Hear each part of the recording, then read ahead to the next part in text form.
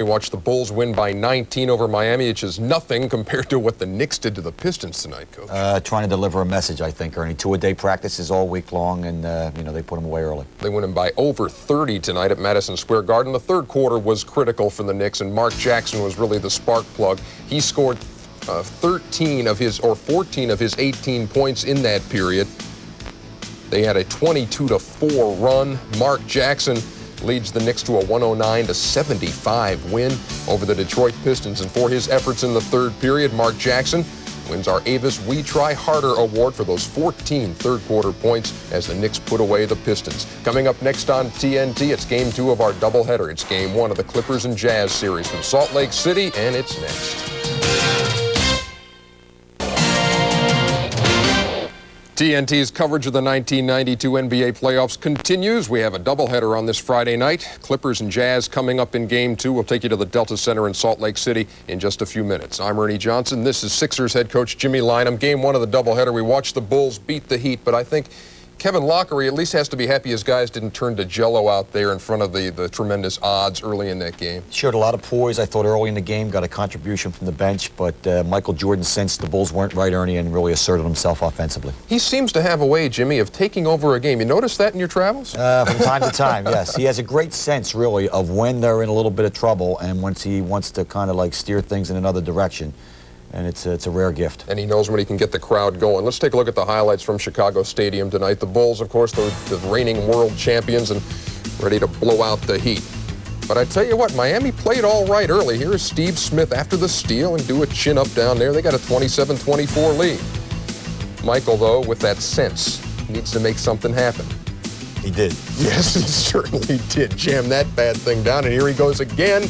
The facial on Ronnie Cycle. He did his nails on the way down, 50-43. And then Jordan with the sweet jumper. Yes, and things were going his way. Michael Jordan and the Bulls with a 113-94 win, 46 points, 11 boards, 9 assists. Not a bad line for Mr. Jordan. They've never lost to the Miami Heat. Now, there's man's best friend. And the dog's best friend was Dennis Rodman tonight, but that's the only thing that went well for Detroit. They got pounded by the Knicks. Look at X getting the roll off the jam and the foul. Gerald Wilkins taking Joe Dumars to the hole after the pick, and he draws the foul. Pat Riley had nothing to worry about on this night. His Knicks were in complete control. Mark Jackson picks the pocket of Isaiah Thomas, jams it down 73-46 at that point. Man alive, 109-75. That is a franchise playoff low for the Detroit Pistons. So here's the way it looks in the Eastern Conference. The Bulls, the Knicks, the Celtics, and the Cavs, all with 1-0 leads. Clippers and the Jazz coming up. What do we look for, Coach? Well, I think the top of the game, first quarter, very, very important that the Clippers just hang because their record very outstanding, Ernie, in close games. Much like the Heat did in Chicago, but of course Chicago wore them down. That's Game 2 of our doubleheader coming right up. We'll take you to Salt Lake City, the Delta Center, where the Jazz are super tough. Jazz and Clippers next.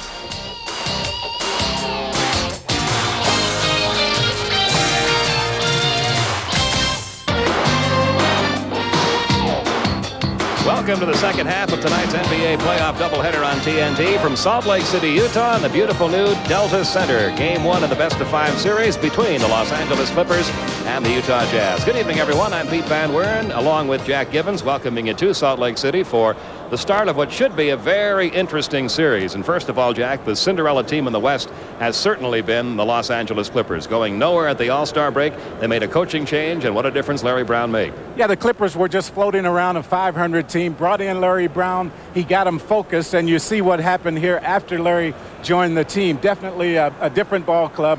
They are excited about this series. They were very relaxed, very loose in practice this morning. They're looking forward to playing the Jazz here tonight. And while they haven't made the playoffs since 1976 when they were still the Buffalo Braves, still quite a bit of playoff experience on their roster.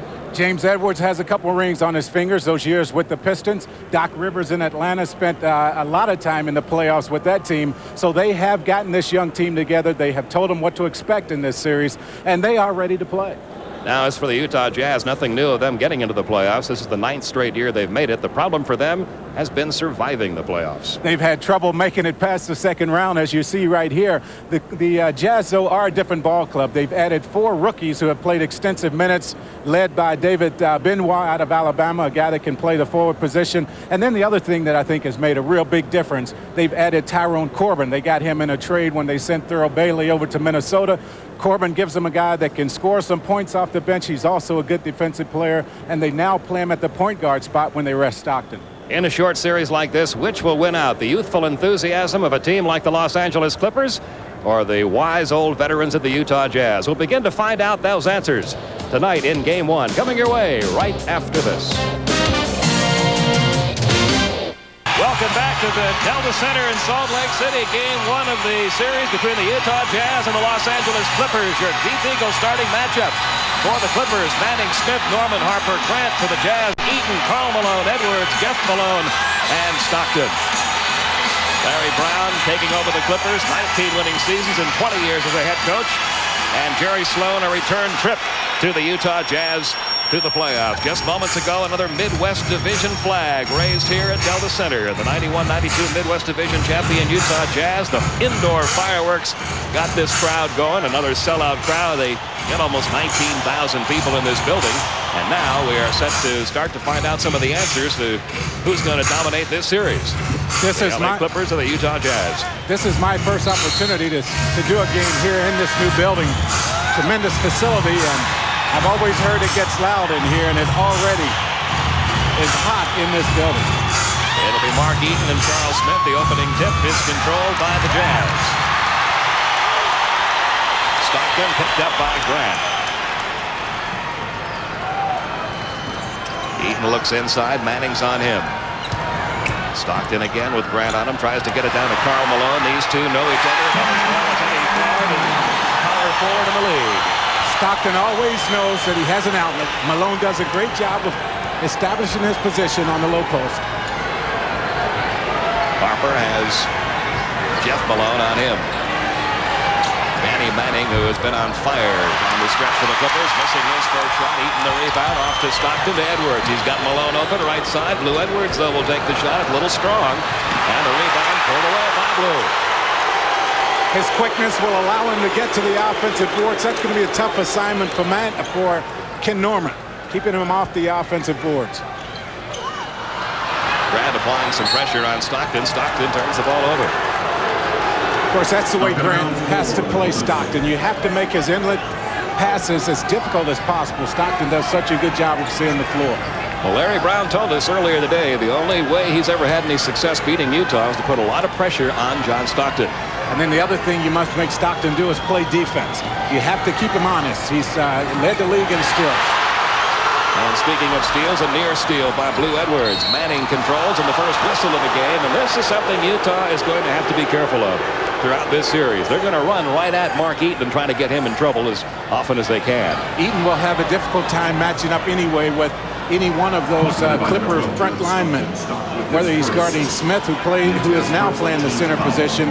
Manning will take Eaton on the defensive end of the floor, so that might cause some problems in the transition game. You see the numbers on Danny Manning, whose game really emerged to a new level once he was reunited with his former college coach, Larry Brown. And he has the Clippers' first point of the night. Clippers, by the way, under Larry Brown, a 10-8 record on the road, so that overall road record of theirs of 16-25, a little bit deceiving. They were a much better road team the last couple of months. They won 9 of their last 16 road games. Manning makes them both. He has the first 2 Clipper points of the night. We are tied early in the first. And you can see the pressure that Grant's applying to Stockton in the backcourt. All over the floor. You got him down low, the hands to the lower body, but you have to take and make Stockton change directions as much as possible. Don't give him the direct path to the basket. If some early fouls are committed by Gary Grant, Larry Brown a little bit deeper in point guards than most clubs. He can bring out a Danny Young or a Doc Rivers to play that spot. Doc will get a lot of minutes, especially here in this first game, I think. Stockton's shot wide. Charles Smith pulls away the rebound for the Clippers. Grant's pass down to Manning. His jumper won't go too strong. Mark Eaton rebounds for Utah to Stockton to Malone. Jeff Malone behind the pick set by Karl. Gets trapped in the corner. And an illegal defense. A legal defense warning judged to the Clippers. An illegal defense warning to the Clippers. Some more first-round scores. You saw that game earlier tonight here on TNT. A surprisingly huge margin by the New York Knicks over Detroit in Game 1. Detroit is just simply going to have to find a way to score some points. They struggle on the offensive end. And Grant has picked up a quick second foul. The personal foul committed by number 23, Gary Grant, his second. Stockton, in addition to everything else, a very smart player when it comes to drawing the foul and getting to the free throw line. Stockton, the #1 man in the NBA in assists, the #1 man in the NBA in steals, is scoring down a little bit this year, just under 16 points a game. But how did Larry Brown put it? He said, I think when you look at this team, you say, who's the best point guard in the league right now? You might say Stockton. Who's the best power forward? You might say Karl Malone. They've got two of the best players in the league on the court together at the same time. Both of those guys, of course, will be on the U.S. Olympic team. Harper with Eaton stealing the ball. Off to Jeff Malone to Stockton. Grant the only man back, and Grant's going to be called for a third personal. And right away, the starting point guard for the L.A. Clippers in some trouble. Well, that puts him in a tough position, but Larry Brown can breathe a little bit easier knowing that he's going to bring the experienced Doc Rivers in off the bench. You see Eaton with those long arms right here, and the passing here is really nice. The ball didn't touch the floor until it got to Stockton way out in the front that time, and Grant got him down low. So Grant picks up a third quick foul, and Doc Rivers checks in to replace him. Rivers, who had an injury-plagued year, wound up averaging 11 points a game. He had problems with the Achilles, he had problems with the knee, he had the flu, and a few other things. I talked to Doc, though, right before the game, and he said he's about as healthy as he's been all season, and it feels real good, he said, to be able to come out and play and know you can play hard. Both these teams in very good health, not many injury problems at all. It's 6-2 Jazz. The tip by Manning. The second time goes. Jazz wanted an offensive interference call there. They thought he may have been above them inside the rim, but no call by the officials. It's 6-4. Utah up by 2 early. Danny is such a quick jumper. Great spring in the legs. A near steal there. Look for that all night. They were working on that a lot at their practice this morning. It's offensive interference. Offensive interference call that time on Mark Eaton. The crowd a little upset because they thought the same call should have been made on the other end when Danny Manning was up around the rim. So now it'll be inbounded by Charles Smith into Doc Rivers, who's now at the point guard spot for the Clippers, who can tie it up this trip. Just over 9 minutes to go, first quarter. Near steal by Jeff Malone. I think it's going to be real important also for Ron Harper to get involved offensively, keep the pressure on Jeff Malone, make him play defense to keep his mind off of his offensive game. Norman gets it with Edwards on him. Norman makes a couple of moves, gets the shot away, and drew the foul. Blue Edwards called for his first. I mentioned the problem Norman would have when Blue Edwards is on offense, keeping him off the offensive boards, matching up with his quickness. I think the Clippers will have to take advantage of this guy when he's on the offensive end of the floor, posting him up against Blue Edwards. Here's an area on the Clippers they've got to be a little concerned about, and that's their free throw shooting. They rank dead last in the NBA in free throw percentage as a team, just 72% as a team from the line. And you saw Norman's numbers, only 54%. So they've got to get better free throw shooting if they're going to beat the Jazz in a short series. And it's so hard to understand why Norman is not a better free throw shooter when you realize that he shoots the ball so well from the outside. Jazz leading at 6-5. Rivers spills. It comes out to Blue Edwards. Down low to Karl Malone. Smith on him. Malone will take the jumper with Manning coming at him.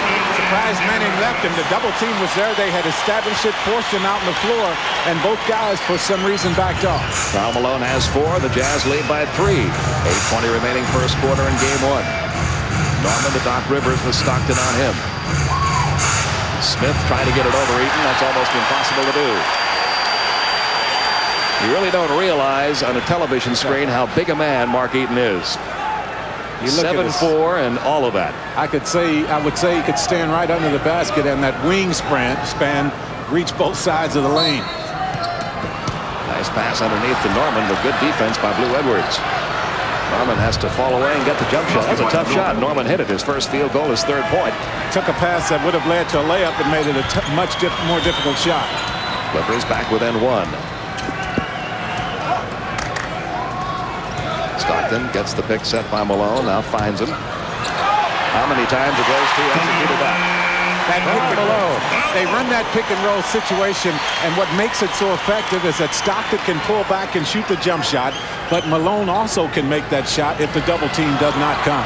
Harper has been quiet in this first quarter and turns the ball over.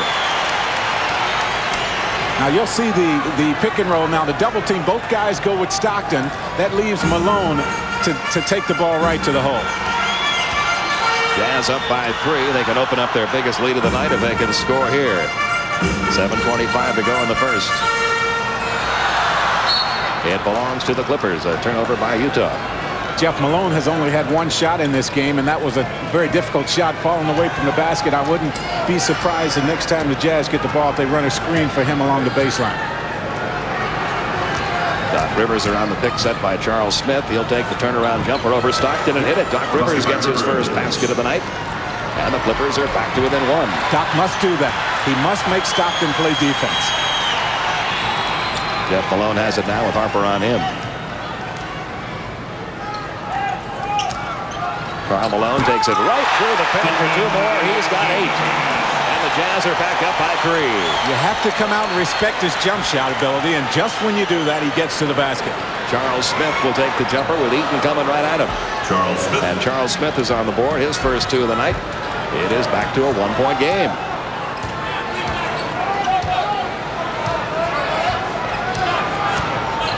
There's Jeff Malone. I thought that play would be coming.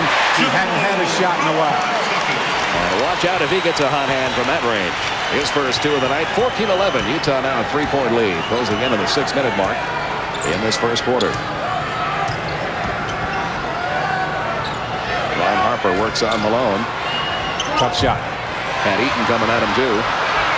Recovered though and put back by Ken Norman. Well, this guy has really liked the fact that Larry Brown has come over and coaching this team. He's now back in the starting lineup. His minutes have gone up to well over 30 minutes a game since Larry Brown has come in. Norman with 5 points. The Jazz lead, a 1-point lead again, 14-13. And we're going to get a whistle underneath, and Charles Smith's going to be called for that one. A hold for Charles Smith, his first, the 4th team foul. We've got a timeout call with 5:47 to go in the first. The Jazz up by 1. 14-13 our score, a little more than half gone here in this first period. Is this Karl Malone the fullback or the basketball player? Watch, he clears out with that big upper body and gets to the hole. Watch his expression as he comes right into the camera. This guy just loves to play. Both teams shooting the ball well, as is indicated by the score. The Clippers 5 of 10, the Jazz 6 of 8. And in game 1 of that series in Phoenix, a heavily favored Phoenix team trailing early to the San Antonio Spurs, minus of course David Robinson. Here we've got 5:47 to go. Real problem for the Suns in that series is not overlooking San Antonio without David Robinson. John Stockton. Tyrone Corbin has checked into the lineup. John Stockton gets a breather, something that Jerry Sloan's been doing a little bit of more as the latter part of the season, giving Stockton a breather. Well, Stockton will usually go out with a little over 5 minutes left, give him the rest of the period, and then they'll bring him back. They'll do the same thing in the third. Right. Clippers ball. They could take the lead here. Doc Rivers to Danny Manning. Manning cross court. Charles Smith open for the jumper. He nails it, and LA is taking the lead. Smith has 4. It's 15-14 Clippers. The Jazz must not let this Clipper team take advantage of their athletic ability. They are a good team when they get out on the floor and they run the fast break. That's what they've been doing so far in this game. Jeff Malone nails Malone. He's got 4. And the lead swings back to Utah's side, 16-15. Tell you one thing about this Clipper team, watching them in practice this morning like you, Jack, I was amazed at how loose this group is. You would think they would be feeling a little pressure, but really they have no pressure on them. They are a young team. They feel like they do have enough experience to come in and play well, though. Ken Norman will run a trip to the free throw line as Blue Edwards trying for the steal. Instead picked up a quick second personal. That's the 3rd team foul. It'll be inbounded from the far sideline. Popper into Manning into Rivers. Rivers. Back over to Charles Smith. Yeah, Charles Smith's got a good touch right now from that range. He's hit 3 jumpers off from about 8 to 10 feet. He's got 6. That's real good ball movement. Good penetration by Doc Rivers, and Stockton back up, I think, for that reason, to try to keep him out of there. No call as Rivers takes a spill. Comes out to Karl Malone. Down low to Blue Edwards. Edwards couldn't get the shot to go, but drew the foul. Doc Rivers got him across the arm. A good look that time by the Jazz. They saw the mismatch with Doc Rivers down there trying to guard Blue Edwards, and Blue just used his superior strength in that situation to get the basketball up towards the rim. 5th team foul, and 4 of them have been committed by the point guard. Gary Grant had to go sit down quickly after picking up 3 quick fouls. Doc Rivers had just picked up his first. That's the first point of the night for Blue Edwards, now in his 3rd year at East Carolina. Those numbers seem to get a little better every year for Blue. Points, field goal percentage, free throw percentage, all of those up for Blue this season. He's got his first 2 of the night. Utah has back the lead, 18-17. A little over 4 minutes left in the first. Smith runs into Eaton. Eaton's going to get called for another one. That's his second. I really like it that Smith has taken advantage of Eaton when he brings Eaton out on the floor. Eaton knows that he has at a real disadvantage as far as quickness is concerned. He has to back off. And, of course, Smith has made 2 or 3 jump shots. John Stockton is checked back in. Blue Edwards sitting down. Mike Brown getting ready to come into the lineup for Utah. Smith from that same range. A little strong that time. Danny Manning puts it home. Manning has 6. And the lead goes back to the Clippers, 19-18. Well, that's the time left. That's why this Clippers team scares me if I'm the Utah Jazz. They have so much ability. Malone coming around. It's his 3rd field goal. He has 6. All of the Utah points have been scored by Malone, Karl, and Jeff. John Stockton, and the 2 free throws by Blue Edwards. Clippers scoring a little better balanced. Now, that's not really unusual when you think that Karl Malone and Jeff Malone, along with Stockton, getting most of the points. They do most of the damage for Utah. Good pass, Stockton off to Jeff Malone. Baseline jumper, good again by Jeff Malone. He is come out there. He is filling it right now. The amazing thing is none of his shots come from beyond 18, 20 feet. 8 points for Jeff Malone. The lead is now a 3-point lead. 22-19 Utah. Ladies and gentlemen, direct your attention above the Jumbotron. Along with Jack Evans, Pete Van Weren back with you from the Delta Center in Salt Lake City, with the Jazz have a 3-point lead, 22-19 over the LA Clippers. Both teams shooting the ball exceptionally well. Utah now at 69%, 9 of 13. The Clippers 57%, 8 of 14. Jeff Malone has heated up, and the Jazz with the defense on this play. Stockton gets the ball down, finds him in the corner here, and he is filling it. As I say, it's amazing that so many of his shots come from that range. He doesn't have to go that far out on the floor to get those good shots. And now one of the playoff experienced veterans on this Clipper team, James Edwards, is checked in, gets the ball right away, and if he gets that shot going, look out. Mike Brown is checked into the Utah lineup and pulls away a rebound. He always seems to elevate his game a little bit come playoff time. Had a real good playoff series last year. Doc Rivers going to be called for his 2nd foul. He is furious. And that is 2 on Rivers and 5 fouls now in the point guards for the LA Clippers. And John Stockton will go back to the line.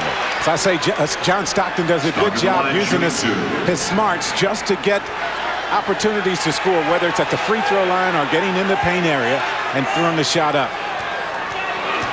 Stockton, 84% free throw shooter for the regular season. He now has 5 points in this one. And the Jazz lead it by 4. Stockton hits them both. He has 6.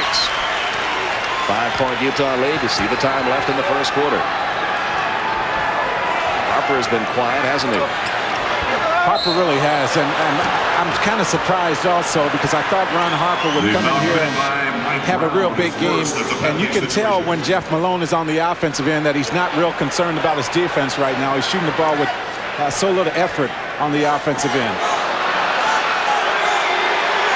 At the line will be Doc Rivers. That was the 15th foul called against Mike Brown. Rivers at the line for 2. Doc always a good free throw shooter throughout his career, 83% this year. He, of course, has some playoff experience for many years with the Atlanta Hawks. And the 1-2 thing that Larry Brown, we mentioned earlier in the quarter, does have is depth at the point guard spot. Danny Young getting ready to check in. Very few teams have that kind of depth at that position. I think Larry wants to make sure that Doc doesn't pick up foul number 3. They will need him in the second period. Still a lot of time left in this first half. You already have Gary Grant with 3, and now Doc Rivers with 2. Rivers guarding Stockton. Jazz up by 3, 2:25 to go. Corbin has Harper on him. He finds Jeff Malone. Manning's on him. That one way off to the left. Tyrone Corbin pulled down the rebound, did not get the shot away before the shot clock expired. You saw right there, though, on that defensive series by the Clippers, what is important to stopping Jeff Malone, forcing him to put the ball on the floor, and he took that off-balance shot for the second time in this game. Now Danny Young has checked in. That's in with the ball right now, replacing Doc Rivers. Danny Young started 5 games for the Clippers. He played a lot since coming over from Portland. James Edwards gets that ball down low. He loves it down there. There's a steal by Jeff 2 minutes Malone. remaining, 2 minutes. And with under 2 minutes to go in the first quarter, Utah can open up a 5-point lead. Great pass to Karl Malone and John Stockton. And that surely is too easy. That is too easy. You have to make the guy work, put a body on him. He'll kill you if you give him that pass that easily. Karl Malone now in double figures with 10. The Jazz lead it by 5. Corbin coming over to help out. Inside to Ken Norman. His baseline shot wouldn't go. There's Danny Manning again. 2 of his 3 field goals in this quarter have been on putbacks. He has 8 points in the quarter. The Jazz feel like they have to double team the Clippers when they catch the ball on the low post. That gives guys opportunities to get to the offensive boards. That's an illegal defense. And you can really see it. James Edwards was standing in the paint. No one around him at all. You'll see this pass right here from Stockton. Watch how easily Malone catches it there. No pressure on the point guard to make it difficult to get it in there. And then Edwards just allows Malone to go to the basket. But you're right. Edwards guarding no one that time. Got called with the illegal defense. Many times it's such a fine call that the officials have to make on that. It's hard to see it at times with the naked eye, but you could see that one easily as Edwards was all by himself in the paint. Nobody around him. That's a technical since it was the second one called against the Clippers. Malone made the free throw. Jeff did. 27-23. Jazz by 4. Mike Brown, no. Put back attempt from Karl Malone, no. But it comes back to Mike Brown. Back out to Stockton. They get a fresh 24 on the clock. Brown's value to this team is on the boards. Good rebounder. Malone over Edwards. Wouldn't go. Rebound pulled away finally by Ken Norman to the Clippers. He gets it over to Danny Young. We've got about a 22-second differential now on the shot clock and the game clock. The ball's kicked. The shot clock Fresh resets. 24 on the clock.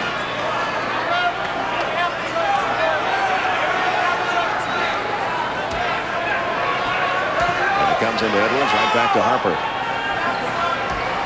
Harper has been held scoreless in this first quarter. This is the guy that has to get going. Harper has to turn it on the offense. Couldn't do it that time, and the ball was out of bounds off the Clippers. It belongs to Utah again. 27-23. That's the game clock. We'll keep an eye on the shot clock, which now shows 17 seconds. The Jazz will try to use as much of the clock as possible. Watch the offensive rebound if the first shot should not go. Down to 8 seconds now on the shot clock. Down to 3 seconds on the shot clock. Boy, Stockton worked the clock to perfection. And lines up with his second field goal, his 8th point. It's 29-23. Clippers try to beat it with a 3. No, Corbin pulls down the rebound. That ends the first quarter. And the Utah Jazz have their biggest lead of the night as quarter number 1 comes to an end. It's 29-23. Jazz lead the Clippers.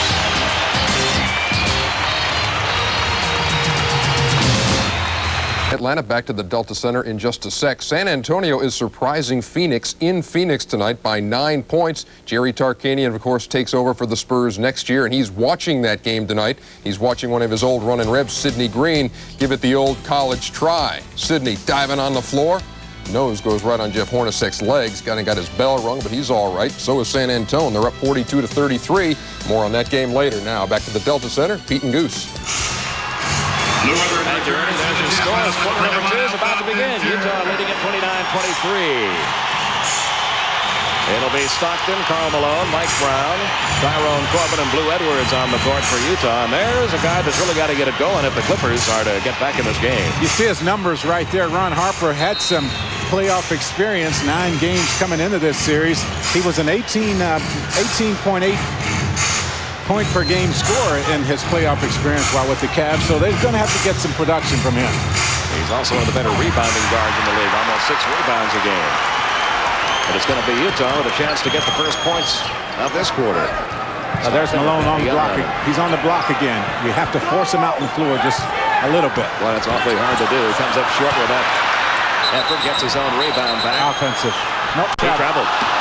Thought he used his shoulder that time to clear out. Good second effort, though, by Malone on the offensive rebound. We've got Norman, Smith, James Edwards, Danny Young, and Ron Harper on the court for the Clippers. Quarter number 2 underway, 29-23, Jazz up by 6.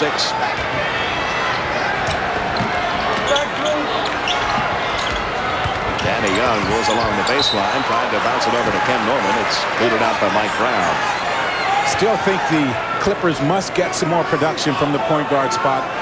They have to aggressively pursue their opportunities to score to keep Stockton honest defensively. Across it comes to Young, over to Norman. Norman works on Corbin. Spin around jump shot from the baseline. Good. Ken Norman. And Ken Norman has 7. He has 7. Manning has 8. Charles Smith 6. Doc Rivers 4. They're the only guys who have scored for the Clippers. Brown losing it to Harper. Harper on the run. Let's see if he can get his first basket to fall. He can't. He's now 0 for 4 on the night. Norman, though, recovers and puts it back. He now has 9. And it's back to a 2-point game, 29-27. Kenny Norman has been in double figures 21 of the last 25 ball games since moving into the starting lineup. Karl Malone working on Charles Smith. Smith muscles the ball away from him. And Corbin picks Charles Smith and puts it back. Corbin stole it from Charles Smith, who stole it from Karl Malone. Corbin wanted to foul on that play. As I mentioned, Corbin brings him a guy at that small forward spot that can play defense, a very aggressive guy around the boards. Corbin's first 2 of the night. Edwards, his favorite spot. Upset little turnaround. He's got his first 2 of the night. Back to a 2-point game, 31-29.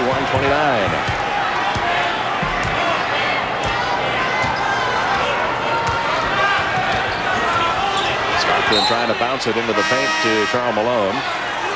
Mike Norman got a foot in. Now Doc Rivers will check back in. Ron Harper is going to sit down now, so Rivers will play the 2 spot.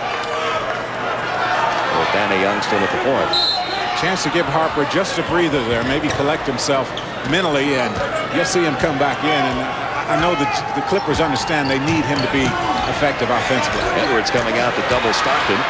Brown, Malone, Karl Malone gets the basket, through the foul. Tell you what, the mailman having a typical game for him. He now has 12 points. Hasn't been to the free throw line yet. You know he's going to do that a lot tonight. He is just so strong in the upper body. Norman's going to say he sticks his elbow in and clears him out. I think he might be right in that situation, but you get Malone that close to the basket, he's going to score. Malone made more trips to the free throw line this year than any other player in the NBA. The next closest to Malone was Charles Barkley, and he was over 200 less than Karl Malone going to the free throw line. 33-29 is Karl Malone. The mailman missed it. Edwards down low. That turnaround jumper over Brown. He's at 2 of those in a row now. He has 4. Once he gets it going, they'll continue to go to Edwards, keep him active. The strength of Mike Brown and the patience of Mike Brown pays off. His first 2 of the night, 35-31. It's the only problem with Edwards in the game. He's not a real good defensive player on the low post. You've seen the Jazz attack him down there, and they've scored just about every time. Norman draws a crowd and loses the ball. It's tipped by Edwards, stolen by Corbin. Corbin goes coast to coast. Corbin has 4. You mentioned how big of an addition he was to their club after that trade, and he has really paid a dividend. He has made a difference. Again, short, out of bounds. It still belongs to the Clippers. Corbin has made a big difference, and I mentioned he gives him a guy that can play 3 positions. He'll play the small forward spot. He can move out to either guard position. He will play the point guard spot when Stockton leaves the game. Now Danny Manning is checked in. Ken Norman gets a breather. Norman has played very well so far in this game. Jazz leading it by 6. Danny Manning trying to hit his first effort. Ball comes right back to him. Along the baseline, drawing a triple team. He's taken out of bounds. Jazz really forming large crowds around the basketball. I'm watching Larry Brown over there on the bench, and he continues to stand up and tell his guys to just slow it down. He understands with a young team, you have to remain patient. You don't want the Jazz to put together a big run here. Malone will take the jumper over Smith. This one wouldn't go. The rebound comes out deep to Charles Smith. Danny Young on the run. Stockton and Karl Malone are back. Good defense by Stockton. He is quick from behind. He does a good job catching up and reaching in. He likes to do this a lot.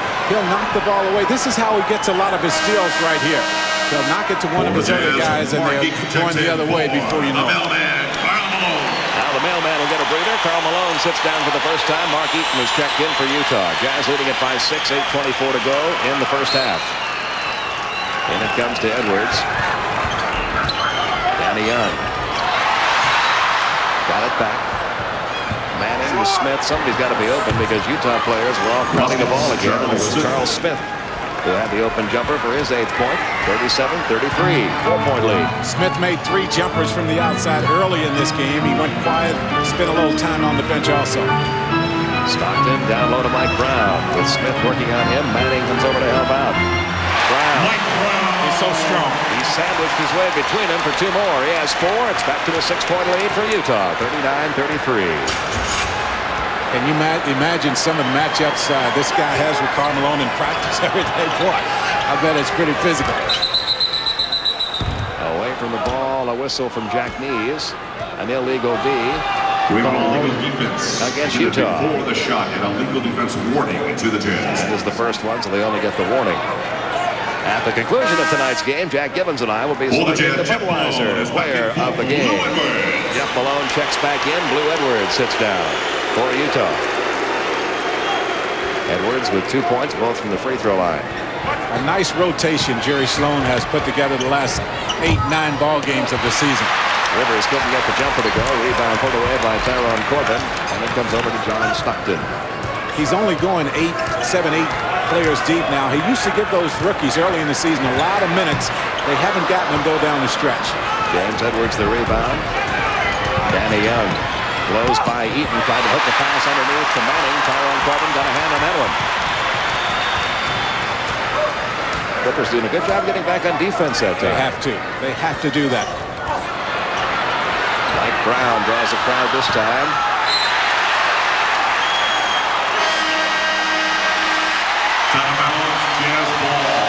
We've got a still the Jazz ball. Timeout taken by the Jazz. Yes, Kersey wanted some help there, didn't get it, so it still belongs to Utah. We've got a timeout. Johnson in Atlanta. The Jazz with a 6-point lead over the Clippers. Game 1 of their Western Conference series. We want to bring you some bonus coverage of another series in the West beginning tonight. San Antonio Spurs and the Phoenix Suns at Phoenix. And surprisingly, San Antonio has a second period lead. Dave Barnett, Kobe Dietrich have the call. He was fully extended. Right call. Lang touched it last, but Sean is hurt, and Johnson sticks another one. Benny trying to match Hornacek point for point, and the lead quickly back up to 5. Steve Burt penetrating. Lang ahead to Johnson. The 360 spin, and VJ. Oh, he's hot. Shaking big. Vintage microwave. We only saw that a few times during the regular season as Hornacek slips in. But if we see it even 3 times in this series, Benny Johnson a real difference maker. That could be a key for these Spurs when they go to the bench to have a guy like Benny Johnson ready to produce for them.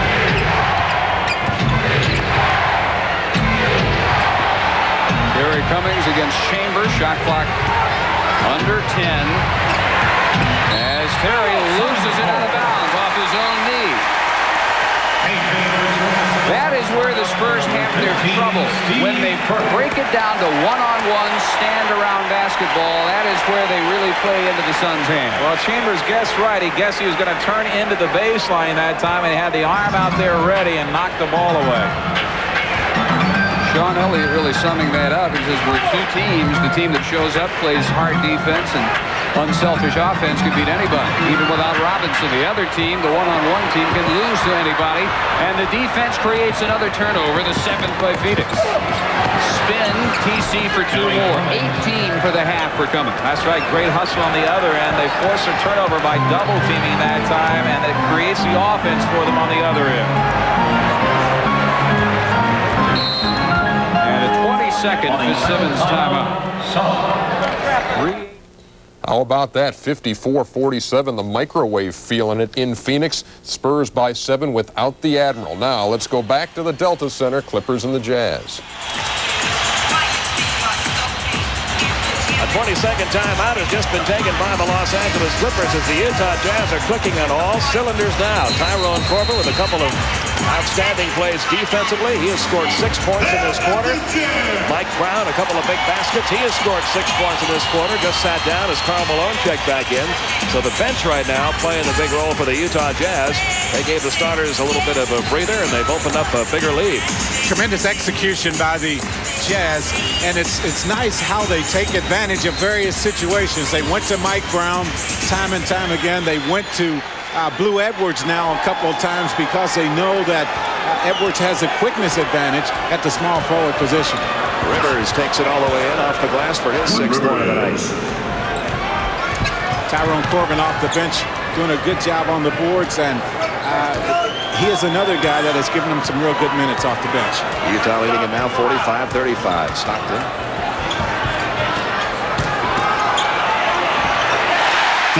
And the beat goes on. 2 more points for Karl Malone. He has 14. I still think it's coming too easy to him down low.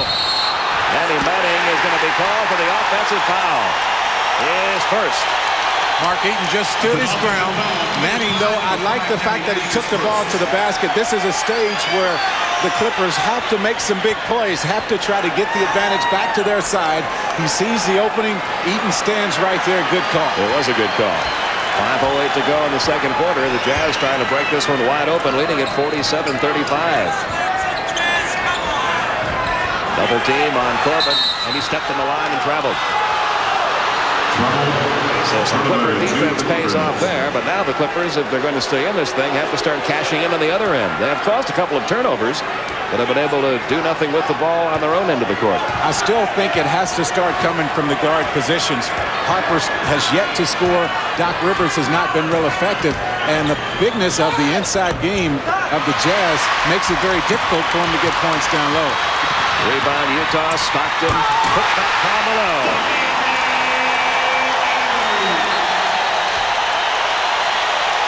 Biggest lead of the night for Utah, 49-35. Ron Harper ran into one of the cameramen under the basket, and the cameraman looks to be right now holding his shoulder. That shoulder might be knocked out of place right there on the baseline. Tell you what, there is not much room here at the Delta Center for the sideline cameraman to operate. You are right along the line. He is in a lot of pain. The fans are also very, very close to the action here at the Delta Center.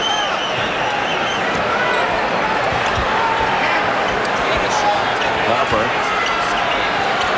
To Danny Manning. Manning operating against the mailman. Gets it away to Ken Norman. Norman to Doc Rivers. Going to try a 3. Nails it. Yes, that's where it has to come from right there. You have to keep the pressure on Stockton and Jeff Malone. So much of the Jazz offense centered around those guys. You have to keep them honest on the defensive end of the floor. Doc Rivers is the only Clipper guard who has scored tonight. He has 9.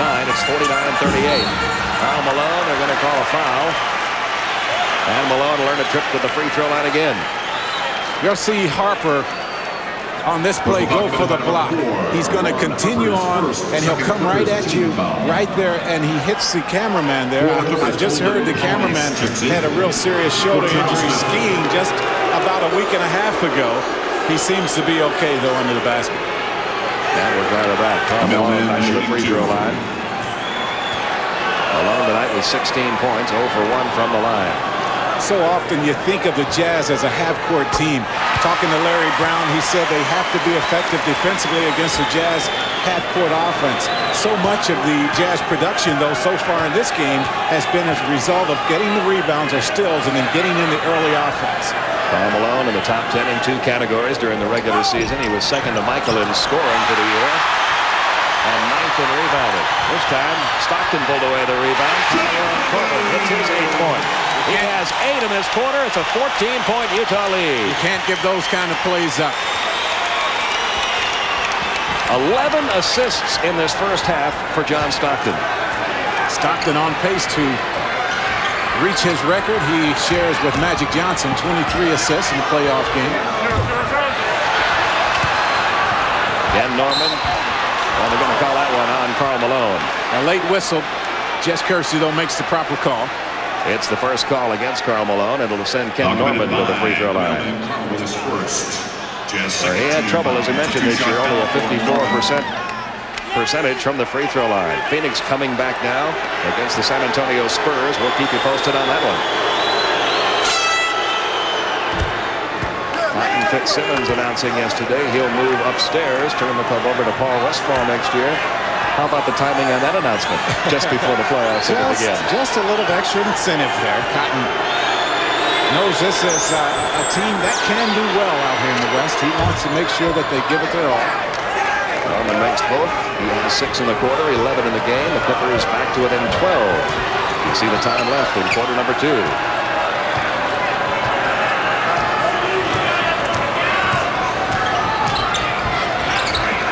Tyrone Corbin's had one of the hot hands for Utah. They get it underneath to Eaton, and The ball was kicked. We have a new someone kicked the ball. shot clock. I don't know which Clipper player got a foot on it.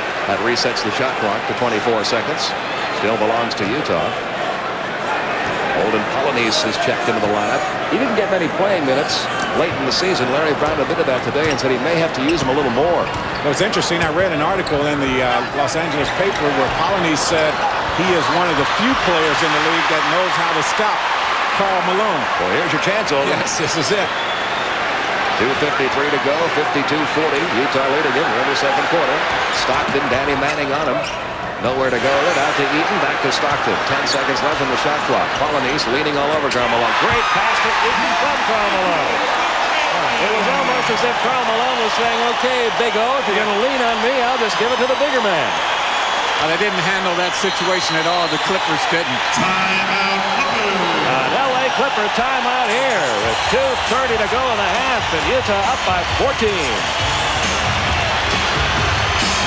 Keeping you back to the Delta Center in Salt Lake City, where Utah has gotten great performances tonight from Karl Malone and John Stockton, who already has 11 assists. And Karl Malone says, I can pick up an assist now then, too. It's amazing. Karl Malone, you see him right there. The reaction is the second leading assist guy on this Utah Jazz team. Not a lot said about the fact that Malone can give the ball up. He is a pretty good passer. 2 minutes and 20 seconds to go in the half. Holden Polynice off the bench, gives it to Norman. Only 6 seconds left in the shot clock. Danny Manning will take it over Eaton. Won't go. It belongs to Utah. And the Jazz can open up a 16-point lead. They led by 6 at the end of the first quarter. They've outscored them by 8 here in the second. San Antonio at the half, a 7-point lead over the Phoenix Suns in Phoenix in game 1 of that series. 2 minutes remaining. Amazing how methodically the Jazz have gone about their business here and built up this lead. Nothing real fancy, just basic play. Karl Malone can't believe there wasn't a whistle there. Alley-oop to Norman. You know, the officials understand when Karl Malone is on the floor, he's going to give them a lot of action down there. And a lot of times it's very difficult for them to see which guy actually initiates the contact. Tell you what, this game is getting more and more physical as we go along here. Holden Polynice says, I know how to stop Karl Malone, just fouled him there. Well, he hasn't shown it so far in this game. He gave up an easy pass from Karl Malone to Mark Eaton, and then here allows Malone to get right up under the basket. And, you know, you're just not going to stop the guy if you allow him to catch it right there in the paint. He is so strong. Malone trying to complete the three-point play and score his 20th point of the night. He does, and the Jazz lead it by 15. with a minute and a half to go in quarter number 2. Rivers, who has played most of the game at point guard for the Clippers. Gary Grant picked up 3 quick fouls. It's been Rivers and Young since early in the first quarter. Another 3 attempted and nailed by Doc Rivers. He's hit 2 of those. And he has 8 points in the quarter, 12 in the game. It's still a 12-point Utah lead, though. It still belongs to Utah. They're wanting to double team and try to force Stockton to give the ball up early. Stockton, though, doing a good job against that pressure. Prudential halftime report coming up. Ernie Johnson back in our studios with Philadelphia 76ers coach Jim Lyman to see a recap of the Heat Bulls Game 1 and an update on the Spurs Suns game, which is not going the way Cotton Fitzsimmons had it planned. I don't think so. Mark Eaton left uncovered. And there's nobody in the league that can do it any easier than he can at his size.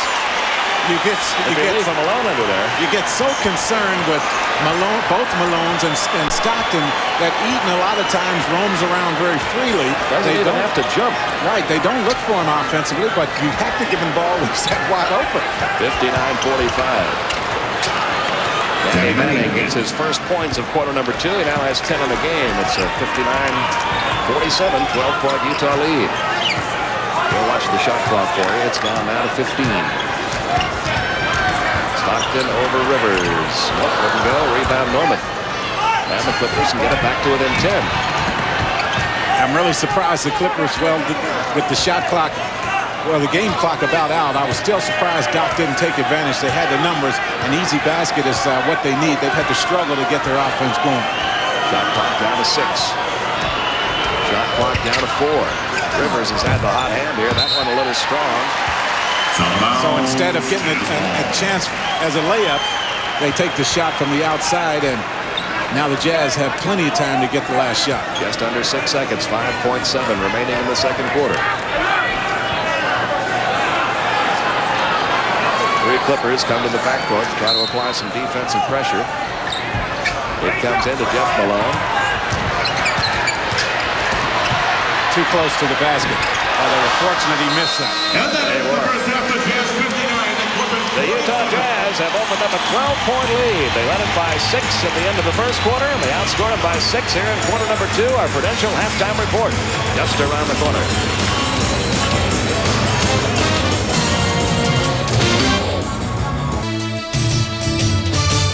They are halfway home at the Delta Center, and the Jazz leading by 12 over the Clippers. Their opening round Western Conference Series. This is the Prudential Halftime Report. I'm Ernie Johnson. Jim Lynam of the Sixers here in the studio with us. We talked about this game and the need for the Clippers to hang in there, but they were teetering on the edge of letting things get out of hand there late in the quarter. They were, Ernie, but I think they kind of grabbed just in time, still within striking distance. We also talked about Karl Malone and the need for the Clippers to do something defensively about this guy. He had 20 in the first half. Let's go to the telestrator. Tell me what they've got to do against the big guy. Well, you see 2 problems here. You're going to see penetration by John Stockton. He's going to come around here and get into the lane as he's so adept at doing. Causes a lot of problems for your defense. His teammates, knowing that he penetrates, do a great job of spotting up. So you're going to see Blue Edwards come to this area right here and be wide open. There goes Stockton, keeps his dribble, goes by the big guy. Charlie Smith hustles back. Stop it right there. And you see Stockton in the air. Normally a mistake for most players. But Stockton is so adept at staying under control when he sees big people, defenders. And here's Blue Edwards. He's going to kick the ball out. Now, the Clippers don't die on the play. Danny Manning's going to make a nice play. He's going to rotate to Blue Edwards right there. Here comes Manning. Blue sees it there. Karl Malone, nice fallback. Great guy to have as a last resort. Starts cutting. Manning's going to double team. Stop it right there. Good position. Nice double team on Karl Malone. Charles Smith's going to make a mistake. Once a player picks up his dribble and you're going to leave a double team, obviously somebody must stay at home. You're going to see Manning leave doing his job. Charles Smith messes up. Mental mistake by Charles Smith. And you'll see wide open Malone right there. You can't do it. Double, pick up the dribble, both leave, stop it right there. And you say, you can't give Karl Malone that shot. Guess what's going to happen? You guessed right. Yeah, what does he win, Johnny? There's Karl Malone, 2 of his 20 points in the first half, and the Jazz leading 59-47. In Game 1 of our Friday night doubleheader, the Miami Heat visiting Chicago Stadium. The only news bigger than the Bulls was the flood, but the Heat came out ready to play. Look at Grant Long. They got a 6-point lead. Get next to that. But Chicago says enough of that. Pippen with a block, Williams with a block, and then Michael Jordan says, guys, I'm going to take over this game because we need to get a spark going. Look at Jordan. Boy, he's got a way of doing off that. the turnover. That's Chicago at their best. When they get that turnover, Jordan in the open floor, and he just trying to deliver a message. This one comes in pretty loud and clear. Everybody gets it. Cycli does too. Big move by Jordan in the middle, and then it's Will Perdue. 12 points in the fourth period for the old Vanderbilt Commodore, and that's the way things went. 113-94, Chicago with the win. Michael Jordan was asked, hey, were the Bulls a little overconfident tonight? Yeah, I guess that was true. I mean, it's hard to come in and try to take this team lightly. You got to, it's a little swagger involved, especially with our reputation preceding us a little bit. But somehow you got to play through it, and hopefully this first game is out the way. We can kind of settle down to more evenly played games. The Bulls struggle just a little bit, but still win handily. They're up 1-0. You look at the game summary. Steve Smith, the big game, but the usual stuff from Jordan and Pippen, Coach. Great sense, Ernie. He knew they needed a little spark offensively, and he really asserted himself. Also tonight on this Friday night in the NBA playoffs, the Detroit Pistons and the New York Knicks at Madison Square Garden. Chuck Daly would call this Escape from New York. It was not pretty. We'll look at it when we come back.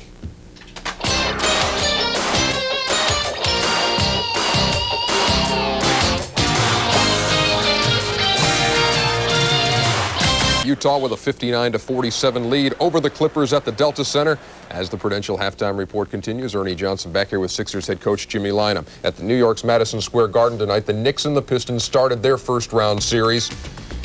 And there's the Humane Society Man of the Year, Dennis Rodman, doing his part. But it was all Knicks tonight. Patrick Ewing gets that one to go. He had 24 points on the night. Detroit kind of out of sync. Here's an example. Hey, Bill, here comes a ball. Oh, my. Bad pass, Zeke. Bill wasn't looking. New York, well, Chuck Daly found that mildly amusing, believe it or not. New York comes back, X-Man. Here's the kind of night it was. He's going to get a bounce. Boing, and back down it goes for him. Draws the foul, too. They're up 60-44. Mark Jackson on fire in the third period, 14 of his 18 points. Pretty three right there. They were going to win this thing going away. Bill Laimbeer, Isaiah Thomas. Yeah, it wasn't their night. 109-75, a franchise playoff low for Detroit. Why did New York win? Well, because Mark Jackson ran the offense to perfection and because the Knicks kept Dennis Rodman off the boards. I feel that the key is for me to take control of the basketball game, to make sure that the pace is going right, to make sure that we're running a fluent offense and defensively executing. That's what a point guard is all about. I'm not about scoring or shooting just because it's there. I want to run this basketball team, and I think that in the third quarter, I had some spot-up jumpers off of the ball reversal, and I just tried to knock them down. I've been in this business over 35 years, and I've never seen where people actually do the things they do to keep Rodman off the board. You try to keep people from scoring, but to keep people off the offensive board, they drape arms over them, they grab them. The things they do is amazing. Imagine that, Coach. A coach maybe complaining about the officiating, but Dennis Rodman only had 4 rebounds tonight as they were terribly out-rebounded by the Knicks. And so it's the Knicks winning Game 1 over Detroit.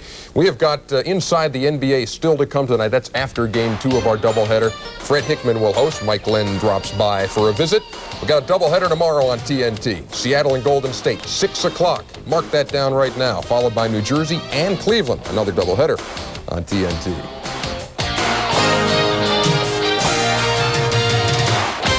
And I'm back here in Atlanta.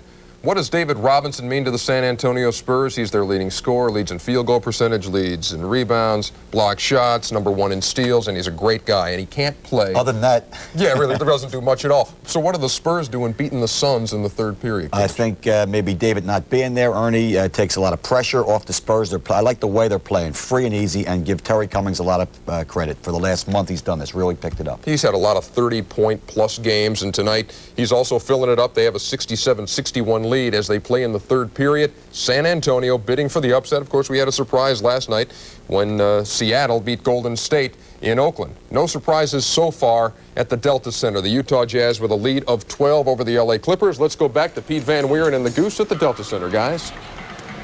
Okay, thank you, Ernie. It's been no surprises. As you said, the Utah Jazz really outplayed the LA Clippers, and the LA Clippers are going to have to turn it up a notch if they're going to stay in this one.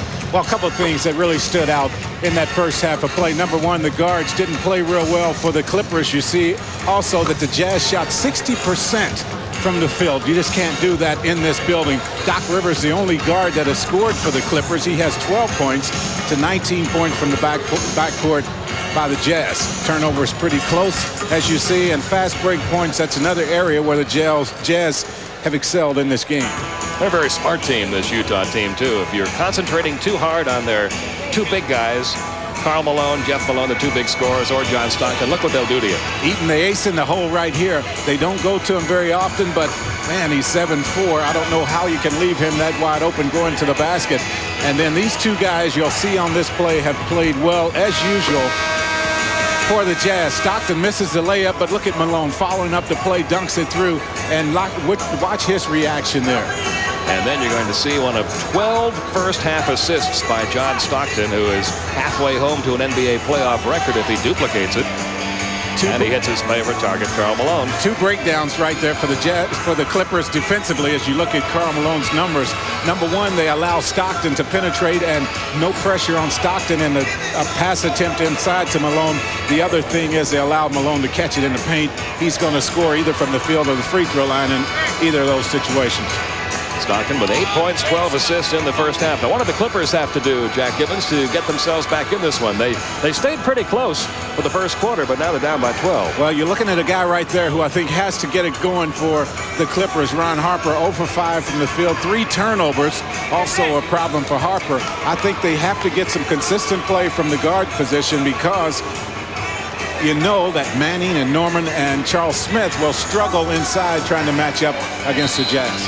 Well, we're set to go. Quarter number 3. Manning inbounds to Gary Grant. Only played 2 minutes in the first quarter and picking up 3 quick fouls.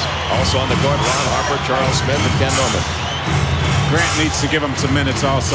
It is Karl Malone, Jeff Malone, Eaton. Nice move by Charles Smith.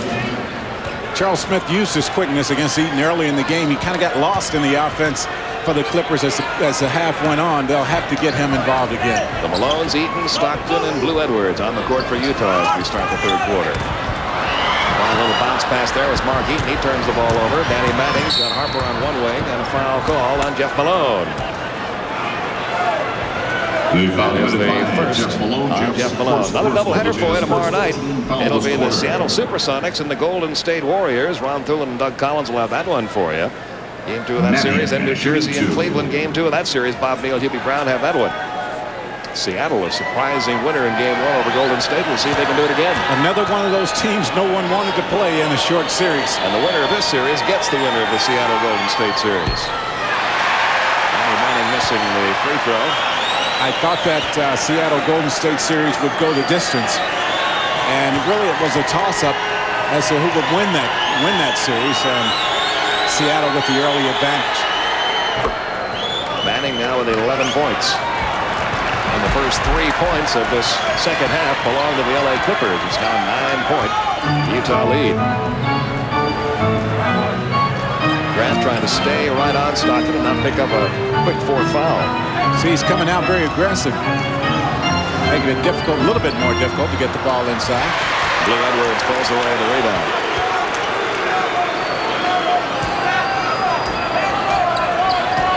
Sure, Larry Brown told his guys, don't let up on Stockton, even though you got a couple of guys in a little bit of foul trouble, because we do have some depth there. But just when you let up on him, he's going to penetrate. He's going to get the ball to people going towards the basket. Jeff Malone now has 13, and the lead back up to 11 for Utah. Well, I don't know. Quarter 3. I don't know how he makes that shot falling away. I mean, that's a tough shot to make. Grant going to the hole, too strong. Rebound pulled away. Ken Norman over Eaton. Wouldn't go. Eaton the rebound off to Stockton. Utah on the run. 3-on-2 break. Blue Edwards. Yes. Blue's first field goal of the game. He had 2 free throws. And he'll try to get more involved offensively. And that lead up to 13 points now for Utah with just over 10 minutes to go in the third. Well, I'm watching Ron Harper. I'm trying to see what's going on in his facial expressions. Just blank right now. Nothing really showing there on his face. Smith blocked by Eaton. Oh, that was a block. That's a block and a steal for Mark Eaton. John Stockton outside. Blue Edwards into the paint.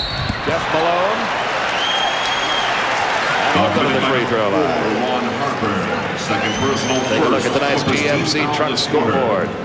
Chicago wins their first one easily. Michael had 46 in that one. New York big over Detroit in their opener. And the game we'll be keeping an eye on has now been turned around by the Phoenix Suns. They have a 3-point lead over San Antonio now in the third.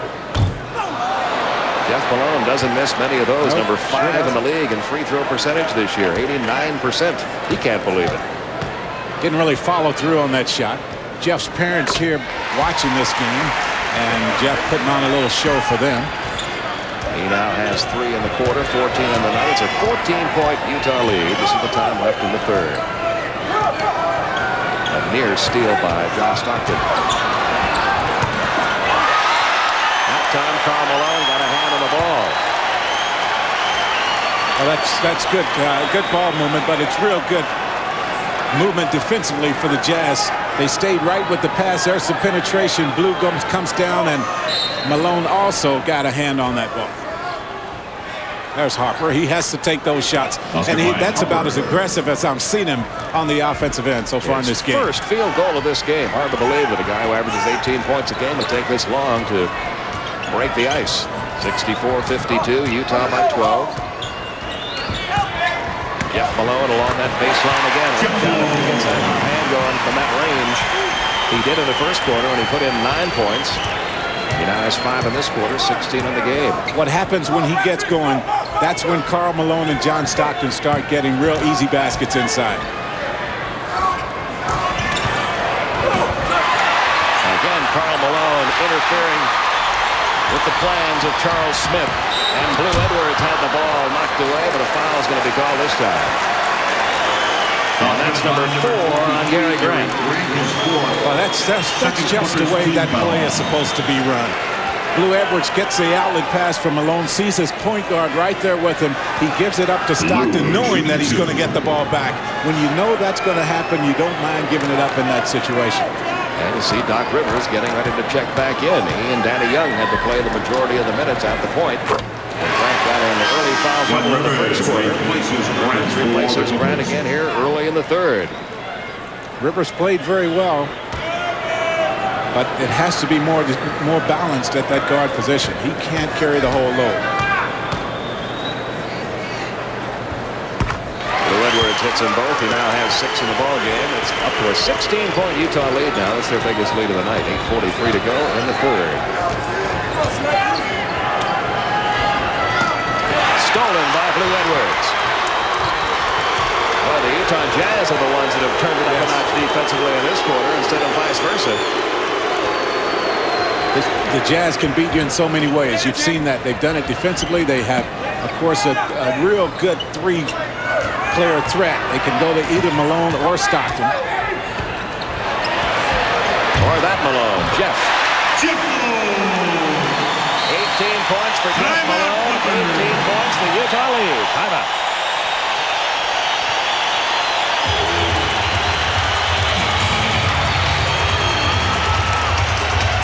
Atlanta back to the Delta Center in just a second. I don't know what Cotton Fitzsimmons said at halftime in Phoenix, but it must have been a dandy because the Suns have really woken up in the second half and have taken the lead away from the San Antonio Spurs. Watch Dan Marley. This is part of a 15-6 run.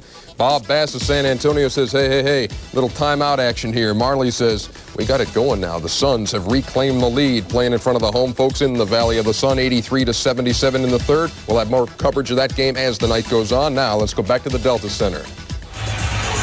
Thank you, Ernie. From Salt Lake City, the Delta Center, live action resuming as Doc Rivers brings the ball down. The Jazz have opened up their biggest lead of the night. John Stockton on his way to a record-setting performance here. We'll talk about that when Utah gets the ball back, and they have. John Stockton now has 15 assists, 9 away from an NBA playoff record that he and Magic Johnson share. Harper pulls down the rebound. Had a chance for number 16 there. Blue Edwards missed what might be his easiest shot of the game. Charles Smith lost the ball on the way up. He thought a foul was going to be called against Utah. No call. Jeff Malone into the paint, a little floating jumper. He has 9 in the quarter. He has 20 points tonight. He is very aggressively going after his offense right now. It's a 20-point Utah lead. They keep expanding that biggest lead of the night. The LA Clippers scored the first field goal and the first free throw in this quarter. They've only scored one other basket since then. They only have 5 points now in the third quarter. There have been no uncontested shots by the Clippers in this half of play. John Stockton, we mentioned, well on the way to at least reaching the record that he and Magic Johnson share. There's Stockton on the list of the all-time assist leaders. Stockton tied Magic against the Lakers in a May series back in 1988. And Jeff Malone on the line. Makes them both. He has 11 in the quarter, 22 in the game. It's 74-52. Utah blown it wide open. And we talked to both coaches this morning. And there's always a lot of fear in game one of a short series that the favored team, which in this series is obviously the Utah Jazz, the division winners, will play just like this. I asked Jerry Sloan how important he thought it was for his team to come out and not just play well against the Clippers, but really give them a message here. He said it's always important, but he didn't feel like this game was make or break in this series. He thought the Jazz would have to play well every game. The steal by Blue Edwards. He's got Smith and Manning on him. We're going to get a whistle. Talk all you want about what has happened for the Jazz in this game offensively. We've seen a real good defensive team here in this third period particularly, but it's been that way the whole game. And going to the free throw line after the foul on Danny Manning will be Blue Edwards. Blue Edwards and Jeff Malone have scored all of the Utah points in this third quarter. That's 5 now for Blue Edwards. And 11 of the points scored by Jeff Malone. His numbers get a little better every year. Very good defender as well. That's one of the reasons he was able to start for the Utah Jazz in his rookie year. You look at his size, 6'5", and you would think that he would get abused a lot at that small forward position, but he worked so hard he just will not allow that to happen. The Jazz are blowing this one wider and wider open. It's 76-52. Harper will make it a goaltend call there. He will. We'll give 2 more to Ron Harper. He now has 4. It's 76-54. We've got more bonus coverage coming in that Phoenix-San Antonio opener. Which is seesawed back and forth. Phoenix has grabbed back the lead. That'll be coming along a little later. Right now it's 6:25 to go in the third. Jazz up by 22. And it's the Clippers that need to turn it up a notch defensively. Jeff Malone wanted a whistle there, didn't get it. So Karl said, I'll take care of things. Karl Malone hadn't had a shot in this third period. Boy, it's nice to be able to say that. Look, 6 minutes gone, and that's the first 2 points for Karl Malone, and the lead continues to expand for the Jazz. Up by 24 now. Harper is making it too easy for Jeff Malone. He is not putting any pressure on him to play defense. And Karl Malone pulled away the rebound. Now look out, Ken Norman and Karl Malone. Norman, that's just a frustration. I think so. I think Norman just frustrated. He was nothing angry about that. It was just frustration. And Karl Malone understood and patted him on the back. Said, I understand, my man. This is, and I think it's real important how Karl Malone reacted to that situation. He understands the frustration of the Clippers right now. They're having a very difficult time just getting shots at the basket. And Larry Brown over there on the bench really working, trying to get his guys back involved in this game. One of the things that Larry Brown was a little wary of going into this game, and he said he had James Edwards and Doc Rivers and players like that talking to some of the younger players who have never been in the playoffs before, is that it's a little more physical come playoff time than it is in most regular season games, and you've got to prepare yourself for that. The officials at this time of the year turn the game almost completely over to the players. They back up, take a real backseat role in what happens during the course of the game. Just as long as it doesn't get too much out of hand, the officials are going to let them get physical. 23 points now for Karl Malone. 25 points is the Utah lead. 5:40 the time left in the third.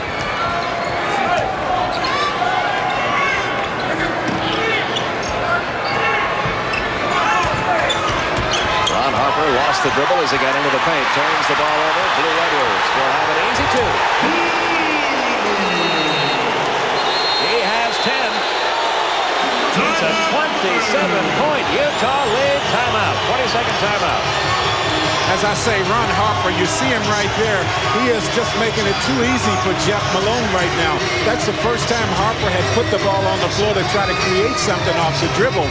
Jeff Malone has been able to just sit back and use all of his energy on offense instead of working it all defensively. Van Weer and Jack Gibbons welcoming you back to the Delta Center. Utah all over the Clippers right now, 81-54. And this is the kind of night it's been for Ron Harper right from the get-go, Jack. The first time he puts the ball on the floor to try to create something, force Jeff Malone to play defense, leads to a dunk by Blue Edwards. The Jazz 7 of 9 in this period. Now they have upped that percentage from 60% to 63% for the game. The Clippers only 3 of 10. No uncontested shots coming for the Clippers. Nothing easy. And the Clippers' overall field goal percentage for the game now is sunk to 43%.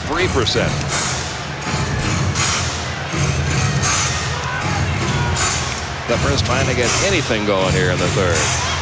And simply can't. And one shot only for the Clippers right now. Tyrone Corbin wound up with that rebound. Edwards with Harper on him.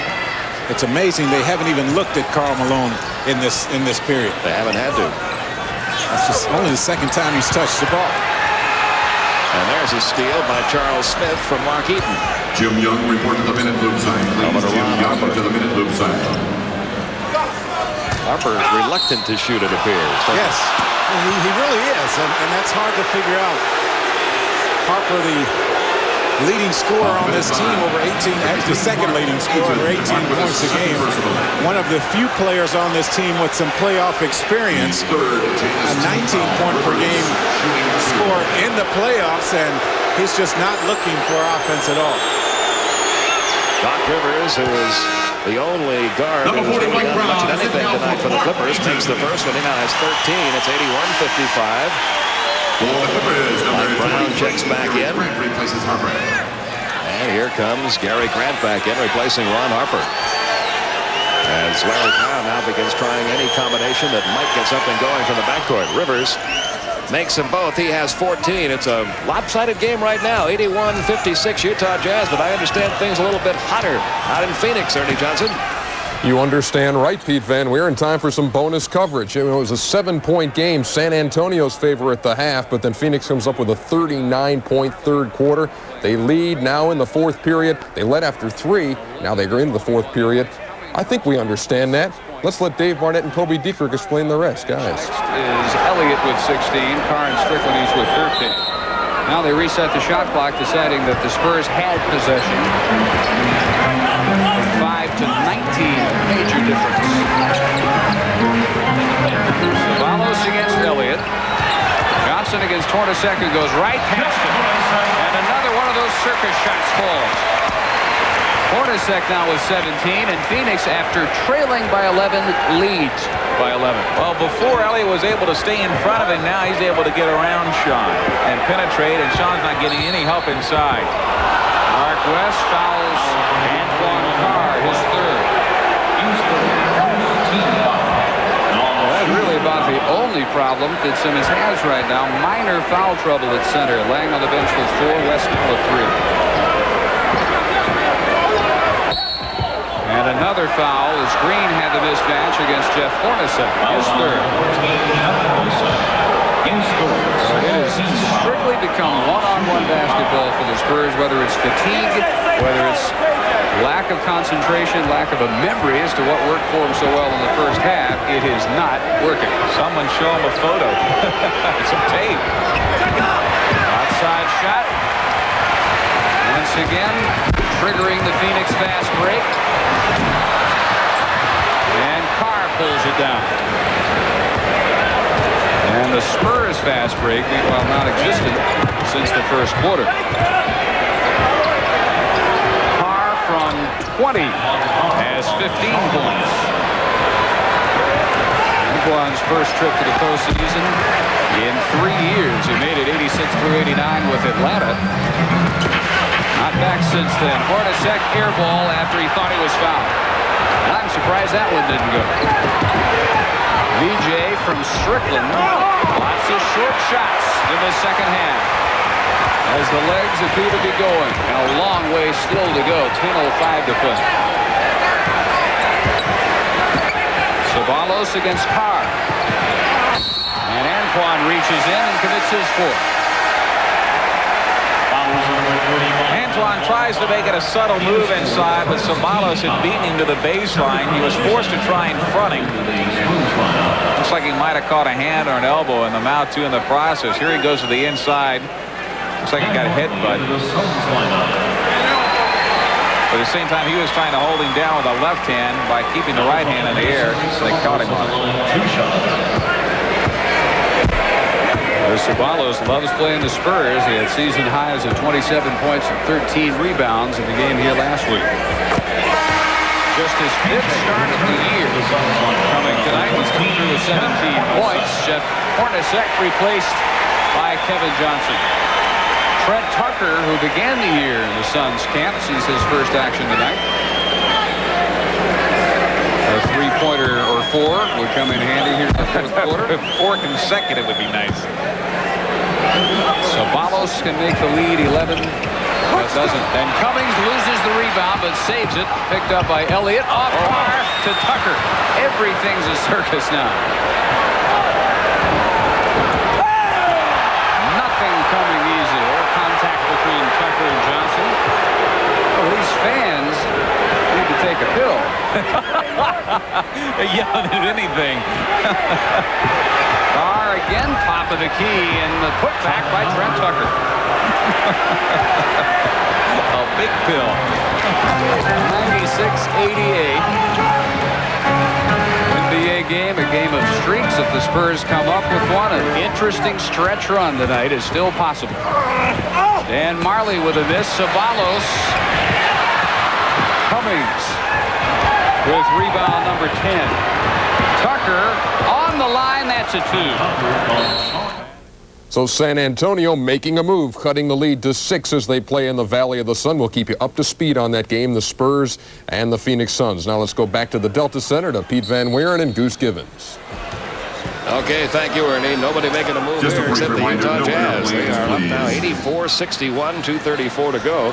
And while we were away, Jack, we were talking about all Larry Brown and the Clippers can do now is try to do what the Lakers did to Portland in the second half of their first game last night. Just get back into the game, make it respectable, and hope that some of that momentum might carry over to game 2. It's almost impossible to beat the Jazz in this building.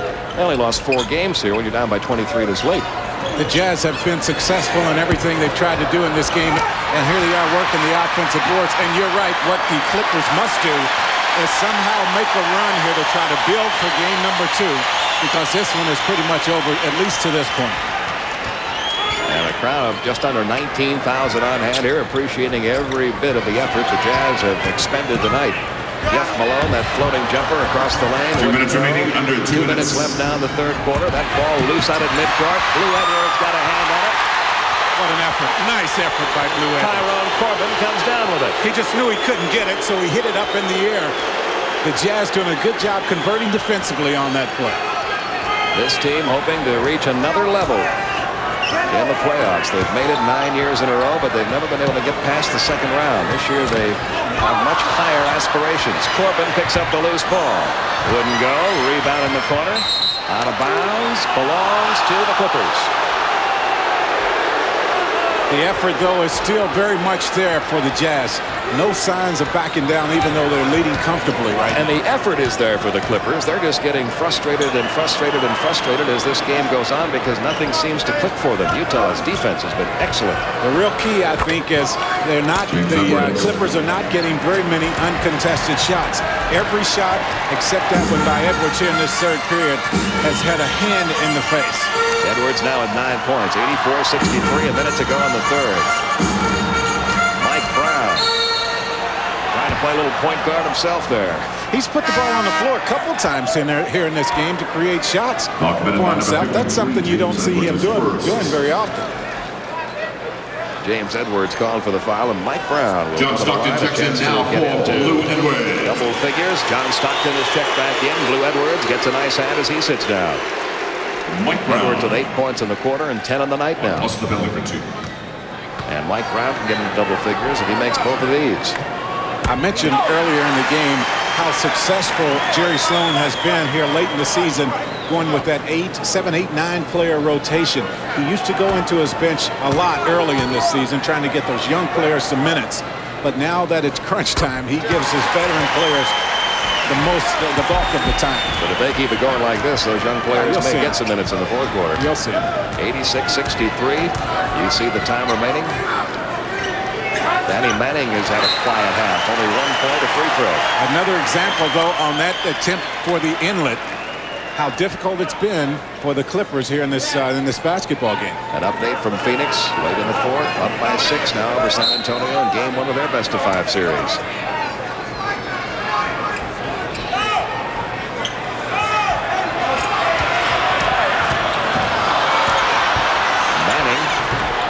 His first field goal in the second half.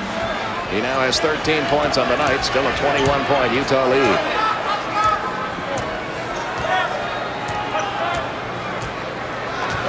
"15 seconds on the shot clock. Stockton will use as much of the 24 as he can. Now 10 on the shot clock. Look for him to get to the paint. Now 5 on the shot clock. Jeff Malone, baseline jumper, strong. Rebound pulled away. Charles Smith. Let's see if the Clippers can get it under 20 here as the third quarter comes to an end. Harper passing up the shot, giving the ball to Rivers.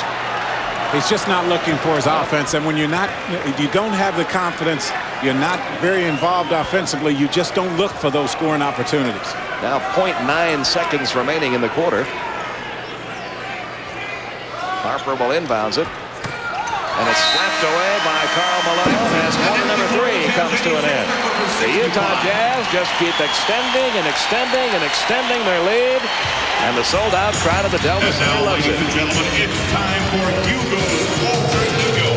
Jack Givens welcoming you back to the Delta Center in Salt Lake City with the Jazz have an 86-65 lead going into the fourth quarter.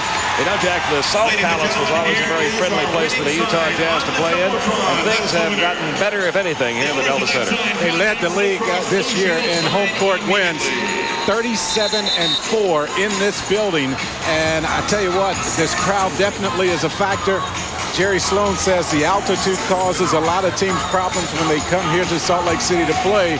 But it is a whole lot easier when you can come out on the floor with guys like Jeff Malone, Karl Malone, John Stockton, and the rest of the group here in Utah. That would make any building friendly, wouldn't it? Yes. Yes, they even won 18 road games this year. One of the better road records in the league. Well, here we go, fourth quarter. Everybody in the crowd wants Mark Eaton to take that shot now. They've seen Mike Brown do it. They would like to see Mark do it. Mark knows that is not what got him in the league, and that is not what is keeping him in the league, his outside jump shot. And Mike Brown working hard. Committed by number 54, Charles Smith. Is fouled by Charles Smith. Second personal for That's his second. Clippers team foul. Mike Brown shooting Mike 2. Brown goes to the line. 6 minutes remaining now in Phoenix. It's down to a 4-point advantage over San Antonio. The Spurs giving the Suns all they can handle in their opener. Oh, you have to give the Spurs a lot of credit playing that closely on the road without David Robinson. A lot of people wrote them off. Almost every one of the newspaper and magazine predictions said a 3-game sweep for Phoenix. 3-game sweep. San Antonio trying to upset that in game 1. 12 points now for Mike Brown. Talking about just wanting to get some confidence going from game to game in a series such as that. That is what the Clippers need to do. San Antonio playing well there. When they get back to their building, I know they must feel like they can win at least one game there. And trying to get some confidence going here are the Los Angeles Clippers, and it's just not happening for them. They finally get someone close enough to the boards where they can at least have an attempt at a second shot. That's something that they just have not had in this game. Just a swarming defense being played tonight by the Utah Jazz. James Edwards draws a crowd. He and Blue Edwards collide, and the foul's going to be called. Blue Edwards. That's his third. The double teaming has worked. Blue Edwards has been floating around very freely. John Stockton, of course, will do that. Blue almost picked off another one that time.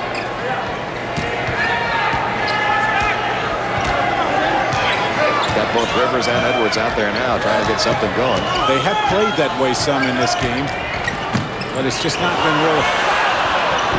Edwards couldn't get it to go. Rebound. Bouncing off the he's so strong. pulled away by Mike Brown. He's so strong. It was given Jerry Sloan a great effort off the bench tonight. Lou Edwards draws the crowd. Back out it comes to John Stockton. He has 15 assists. How about that? The whole last 6 minutes of the third quarter went by without John Stockton picking up another assist.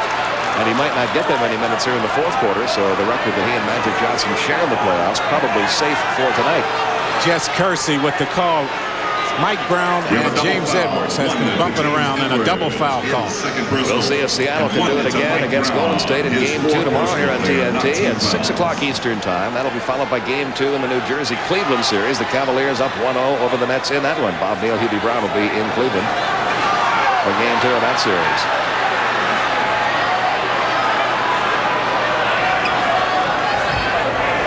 Final quarter, Utah up by 23. They led by 6 at the end of the first quarter. They led by 12 at the end of the half. And at the end of quarter number 3, they have built the lead up to 21. And now it's up to 23.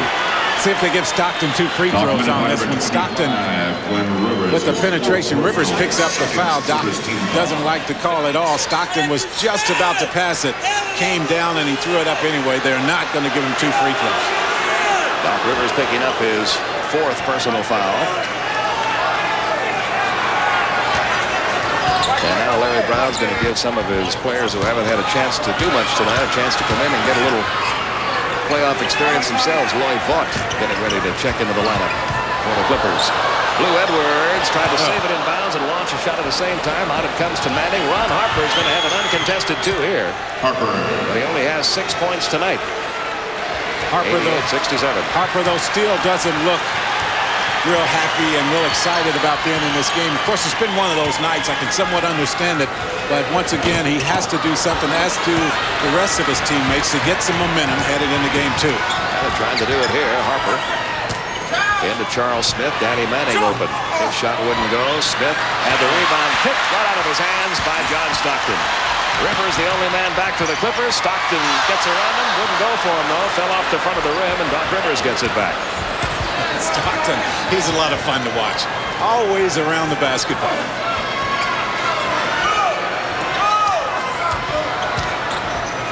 There he is again, causing problems from Doc Rivers, but Rivers got it out of that time. Good move by Doc Rivers. He has 16 and a little bit of a run being made here by the Los Angeles Clippers. They've got it under 20. It's 88-69. We'll go back to Ernie Johnson in Atlanta for an update. Thank you very much, Pete Van Weer. And the San Antonio Spurs simply will not go away. Every time the Suns look like they're about to pull away, the Spurs come back. Look at Rod Strickland draw the foul from Tom Chambers, lays it in for a 3-point play. That cut the lead to 4 at 104-100. Now it's Phoenix 108-104. We'll keep you up to speed on that game, and we'll be back after this timeout. Tonight's Dutch boy in the paint, and the muscle of Karl Malone and Mike Brown and company shows up there in those points differential, doesn't it? And that's amazing when you consider Karl Malone has scored, 4 points here in this second half. 50-28 in the paint in favor of the Jazz. Rebounding about the same. Karl Malone tonight, 24 points, 10 rebounds, 88-69, a 19-point lead. Lloyd Vaught has checked into the Clipper lineup for the first time. It's Grant, Rivers, Harper, Vaught, and Edwards out there for Los Angeles. Stockton, Edwards, Eaton, Malone, and Corbin on the court for the Utah Jazz. Eaton is always an outlet. Edwards pulls away the rebound. Clippers can get back to within 17 here. Stockton trying for the steal there on James Edwards. This time he's going to be called for the foul. His first.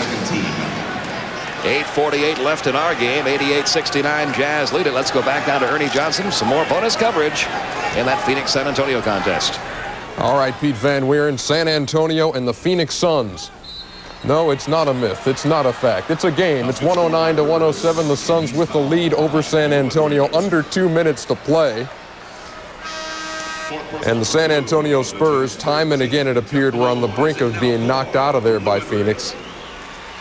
But the Phoenix Suns clinging to a 109-107 lead. Back here in the studio, Jim Lynam, We're looking at the Clippers and Jazz still in the upper left, 88-71. But this Phoenix game has been incredible to watch because San Antonio just will not go away playing without David Robinson. I'll go back to what we talked about at the half, Ernie. Terry Cummings. Each time they seem to need a big basket, Cummings has come through for them.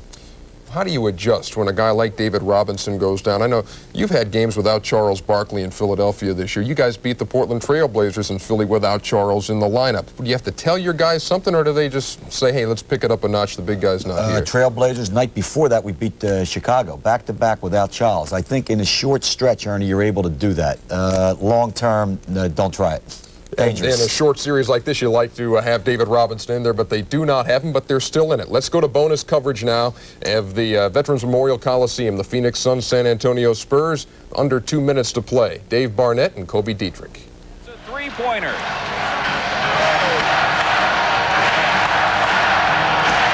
In his home state, where until this year he did not have much success.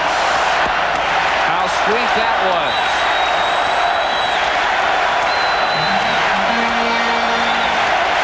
Took the Suns' best shot in the third quarter and survived it and have led the fourth period, but not the game. Minute 35 to go. 109-107 Suns. So many years, this Phoenix crowd known as one of the more passive crowds in the NBA. Not anymore. Every one of them standing and chanting. Strickland, shot clock at 8 to Tucker. Marley denies Cummings. 5 to shoot. TC's turn around to tie it. Yes! 30 for Cummings. 109 all.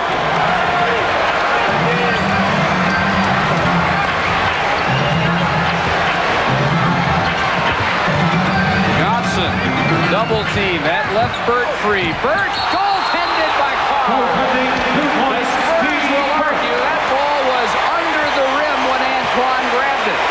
A tough call. Now the ball clearly on its way down, but is it short? That is the answer. From that angle, it's hard to tell. From the angle that we have down here, it looked like the ball was way short of the rim. Phoenix by 52 seconds. Elliott driving and hits over Lang. Big shots falling for Cummings and Elliott. Just playing on adrenaline now. Playoff basketball, 42 seconds. Marley with 10 to shoot. Goes past Cummings. Carr got the block, the whistle, and the foul, and that will be all for Antoine Carr. Oh, and a late whistle, too. He did not hear the whistle until long after the shot had been denied. Now, Antoine has got to watch himself for a technical here. Passes out, pleading McCartney to get off the court. But clearly the whistle was very late here. As Marley goes here, the body contact is made, but you do not hear the whistle until right now when it's decided that the Spurs have possession. And that's what is frustrating Antoine Carr now. Sidney is trying to calm him down. What the Spurs don't need now is a technical on top of everything else. Not with this close of a game. Well, he was already hot about the goaltend, and this on top of that. Really a good job containing all that anger by Carr and not getting a tee. Regular season game, he might have been tossed. Yes. Playoffs, he holds it in, and Marley can untie it with 31.3 seconds.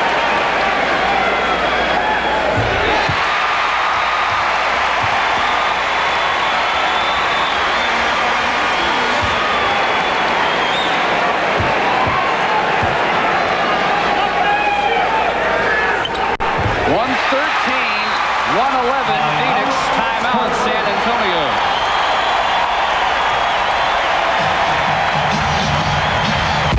Their next to last timeout. When we come back, they will shoot with the game on the line. Not a bad finish down there in Phoenix. 113-111. The Suns have the lead with about 30 seconds to play. We will keep you up to speed on that game. San Antonio hanging tough. without the Admiral. This is unbelievable stuff from the San Antonio Spurs. Sure is. They're just hanging tough as right, Ernie, and I wouldn't be surprised to see them maybe thinking about 3. Could be. We will see what happens, keeping you up to speed on that game. And, geez, what else do you want to talk about on this thing? Let's talk about the Western Conference and what the Spurs would face if they are able to get by this thing. The Phoenix Suns, of course, their opponents here, and the winner of this series gets the Portland Trail Blazers. Boy, that would be a lot of fun. But really, I mean, do the Spurs have what it takes to get by this series despite what they've shown tonight? Ernie, I'll tell you, now, to me, no. To try and do it without David Robinson, I'm assuming he's not going to play the whole series, no. I think you're seeing a team playing on emotion. Terry Cummings playing absolutely sensational basketball. They're coming up with clutch plays. Tough to last. The other side of that, we have the Seattle Supersonics. Last night we saw them beat the Golden State Warriors in the Western Conference, which kind of threw a wrench into things because Golden State, very powerful now. But what do you think about Seattle and Golden State? Depending upon whose wrench you're talking about. An excellent point. We'll get into that after we go back to more bonus coverage. Let's get back to Phoenix and see how this thing turns out. Now, the ball probably would not have gone in. It looked even short from this angle, and that angle it looked short too. But had it gotten a roll and gone in, it was close enough for them to call, and that's exactly what they did. And that's why Antoine Carr is so hot. Not so much because of the foul that took him out of the game, but that combined with the goaltending call. Well, he thinks he's made a couple of possible game-saving plays, and instead it turns into 4 Phoenix points, and he's gone. And they lead with 31.3 seconds. Royal replacing Carr, along with Strickland, Cummings, Tucker, and Elliott. Hornacek, KJ, Burt, Marley, and Lang for Phoenix.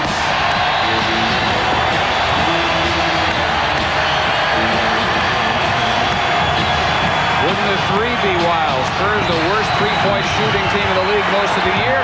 Go for the 2. Strickland doesn't get a whistle, but it is out of bounds off Johnson with 23 seconds. And look at the smile on Rod's face. What else do they have to do to me to get a whistle?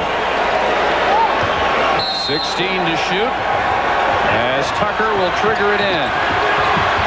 Through Royal's hands, it'll go out of bounds, and that might be all the Suns need.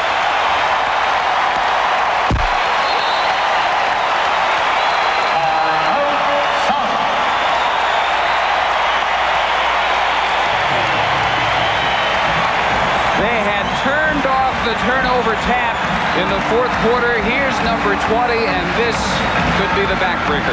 Well, here's what happens. Tucker is looking for Strickland. Burt was in his face. He saw Royal flash through open. He threw it very hard, two-handed overhand, and Carr, in this case Royal, was not ready for the ball. And a cardinal mistake not to be.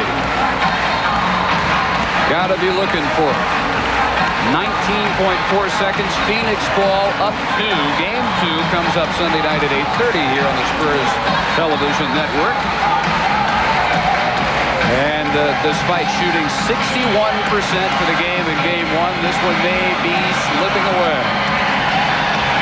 Look for the Suns to come out and let KJ penetrate and try to get a whistle. Even better, try to hit a shot as he's getting a whistle. So it comes down to the Spurs hoping that they can make a play on Johnson and not put the Suns on the line, where they can give themselves a 4-point lead and maybe close the whole thing out. Where their own mistakes victimizing the Spurs so often, so many unforced turnovers. But they somewhat corrected the problem in the 4th quarter until now. One more time, we'll take a look at this where Tucker is trying to get it inbounds to Rod Strickland, the ball handler. This is from the ground angle here, and you'll see a flash of Royal open right there, and it's too late. I think what Royal was doing was looking for someone to pass the ball to immediately. He took his eyes off the ball for a split second, and it got by him.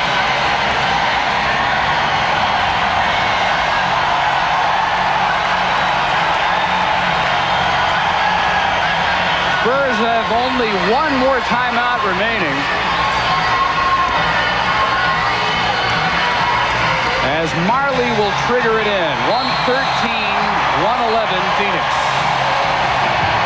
Can't find anybody and calls time. And now the Suns have only one timeout left. Spurs do a good job of clogging it up as they're trying to find somebody inbounds to get the ball to. Paul Westphal, who takes over the reins for Fitzsimmons next year as they move into the new America West Arena. A lot of people here in Phoenix doing that announcement's timing yesterday of something that was going to happen, and it was only a matter of when, but they view the timing as a preemptive move. If the Suns don't go as far as they hope in the postseason and then Fitzsimmons steps aside, it looks as if he's pushed aside, where it's his choice, and he wants to make sure everybody knows it's his choice, and that's, I think, why he did it as opposed to trying to fire up his team. Well, I think you can also add on that factor, too, at the same time, that they want to play for you knowing it's going to be their last year here in the playoffs. So it can work both ways for you. It's your call, and then the players play hard for you. Well, both teams have had 11-point leads in this wild game one.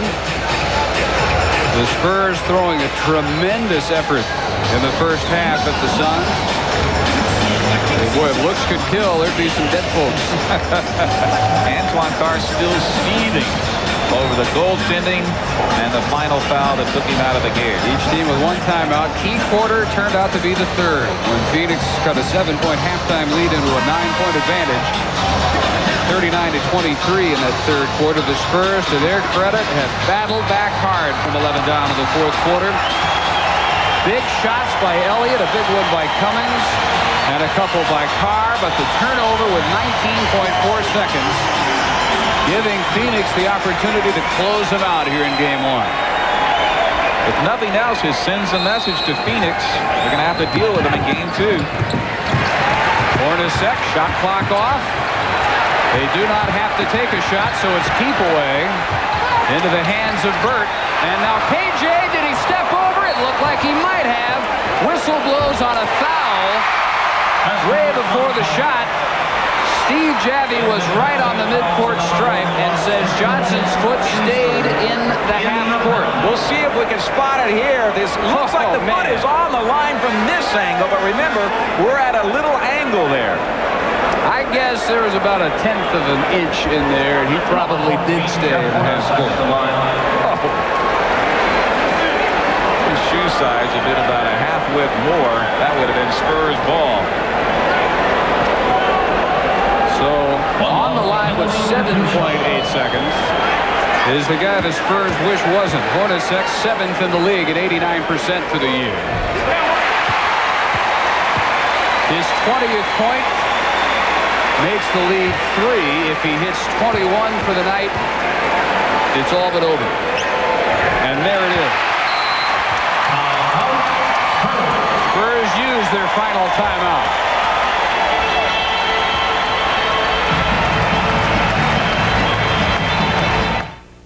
(115-111). The Phoenix Suns clinging to a 4-point lead with about 7 seconds to play. Will return after this timeout. Left, Jazz by 19. Lower right, San Antonio down by 4. 7.8 seconds to play at Phoenix. Let's go to it. It's Strickland, and it's stolen. Johnson to Marley, and this is how this game ends.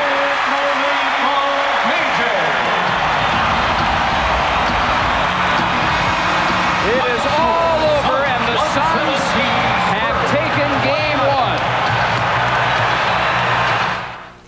There's your final score. Phoenix survives the scare from San Antonio, 117-111. Let's go back now to the Delta Center for the closing minutes of the Clippers and Jazz. Pete? Okay, thank you, Ernie. Utah back up to a 21-point lead, but they haven't stayed there since we last left you. The LA Clippers made a little bit of a run at the Jazz. Got the lead down to 13, and what did the Jazz do? They went back to what they do best. They had lost Karl Malone in the offense. Actually, they hadn't needed Karl Malone as the Jazz turned the ball over for one of the few times in this game. They went back to Malone, got him back involved. Just when you thought the Clippers were going to make it interesting, the Jazz took over the game. And now the shot troops are in. John Stockton leading the game with a near-record 21 assists. He had 10 points. Delaney Rudd is checked into the game. Eric Murdoch is checked into the game for Utah. David Benoit is in. Mike Brown is in. Rebound goes off the Clippers. It belongs to Utah. And now the Clippers going to bring in Olden Polynice and Bo Kimball. A typical night from Karl Malone, a little bit better than a typical night from John Stockton. And a smothering defense at times by the Utah Jazz. And it shows right there in the fast break points. They have come up with a lot of steals in this game, and a big part of their defense is the rebounding. They have not allowed the Clippers to get to the offensive boards at all in this game, and that has led to a lot of easy opportunities on the other end. About a minute 35 remaining. Murdoch trying to get the pass underneath. And it was stolen by Olden Polynice. Loy Vaught to Polynice. He'll take it into the paint for two. Polynice, whose minutes were much reduced after the arrival of Larry Brown. He was starting under Mike Schuler. Felt like Smith gave them another guy who could score points at the center position. It also freed up that small forward spot for Kenny Norman. Polynice still wound up being the leading rebounder. This is Corey Crowder, the rookie from Kentucky Wesleyan, getting his name in the playoff scoring column. 111.92. He can score the Division II Player of the Year as a senior. Jazz ball. And it goes back to Utah now with a minute and 1 second to go. And the Utah Jazz will take a 1-0 lead in this best-of-5 series. Game 1, a game that Jerry Sloan said always scares him a little bit. He wishes the first round was a 7-game series. He wanted it to be. He just didn't feel that in a 5-game series it really gave the home team any advantage. David Benoit out of Alabama. Couldn't get it to go, and a loose ball foul is going to be called underneath against the Clippers. Loose ball foul committed by number 21, David Benoit. His first. Or against the Jazz, rather. David Benoit called for that one, his first. 47 seconds to go. They really like Benoit here, though. I think Jerry Sloan understands that they have a real find in this guy. He's 6'8". He can run the floor very well. An excellent jumper. Chicago up over Miami tonight. New York, a big win over Detroit tonight. And Phoenix has held off San Antonio in a very exciting game in Arizona. But not much happiness on the LA Clippers' part tonight. They were hoping to come in here and steal one from Utah. And the Jazz hoping to carry their playoff effort a little bit further this year. Leading it now by 17. I think the Jazz and everyone here in Utah will be real disappointed if they don't get to the finals, at least of this region. And 2 more points for Corey Crowder. He has 4. And it's now a 113-94 lead for the Jazz. Loy Vaught tries a three-pointer and hits it. Vaught missed a couple of easier opportunities, much easier. That gets the three-point basket to go. Crowder couldn't get that one to go. Vaught the rebound. Murdoch will understand that those scoring situations don't come very often. He'll try to shoot that ball next, I'm sure. The closing seconds from the Delta Center, where the Utah Jazz have taken a convincing 1-0 lead in this best-of-5 series. 115-97. Utah, your final. The Jazz lead the Clippers in the best-of-5 series, 1-0. 5 o'clock Sunday nights. And don't forget And we're Jack Evans back with you from Salt Lake City, where the Jazz have taken a 1-0 lead over the Clippers, 115-97. And one of the main reasons is here with us now. Karl Malone, the mailman, congratulations on a fine effort.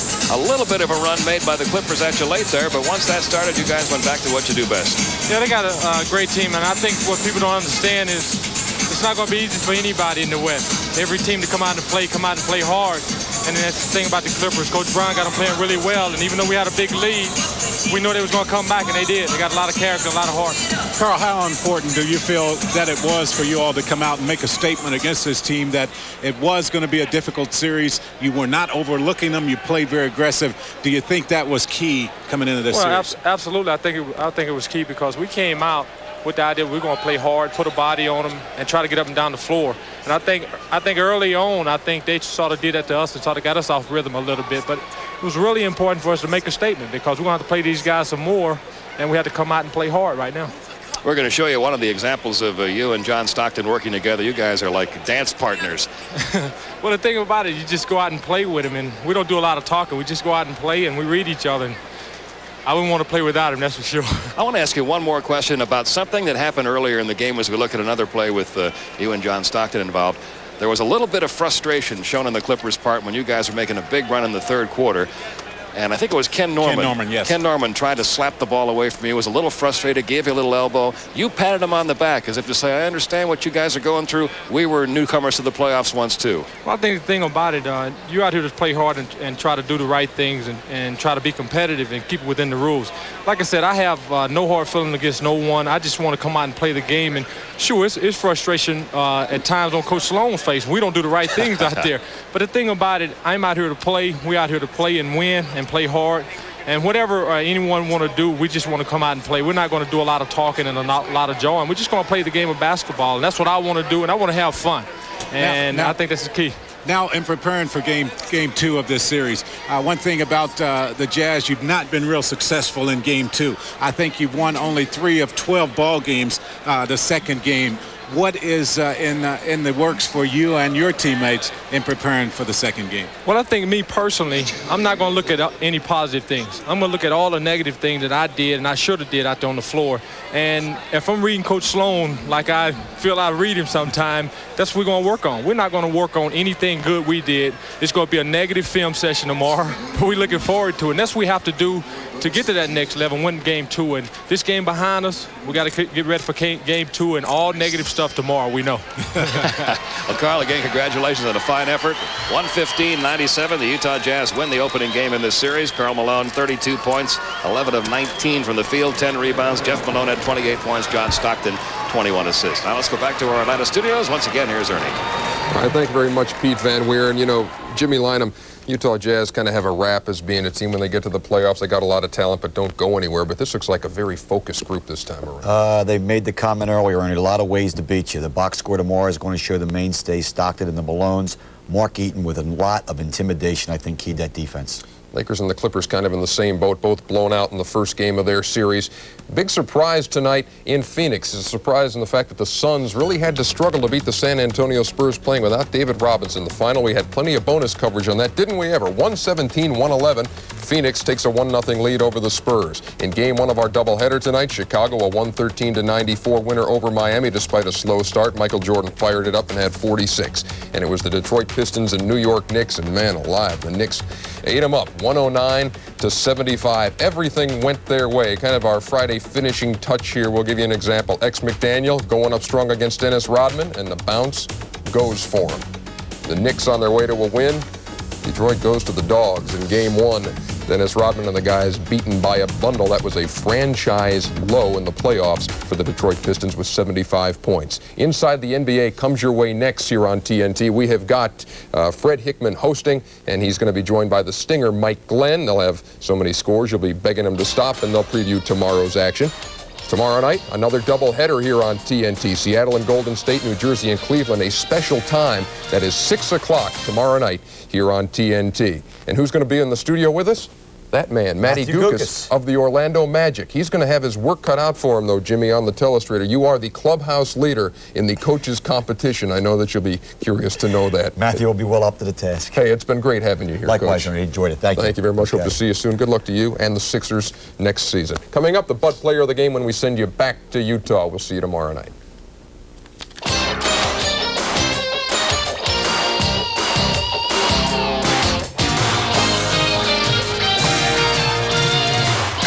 Back here at the Delta Center, very strong statement made by the Utah Jazz, 115-97 over the Los Angeles Clippers in game 1. But, Jack, we saw a lot of teams tonight with a lot more playoff experience, and the Clippers didn't get that close to their opponent. And I think it showed, too. That playoff experience of the Jazz definitely was a factor in this game tonight. You saw the Jazz take advantage of individual matchups. You saw the Jazz take advantage of situations, and you saw them win a game just to the way they had to, very convincingly.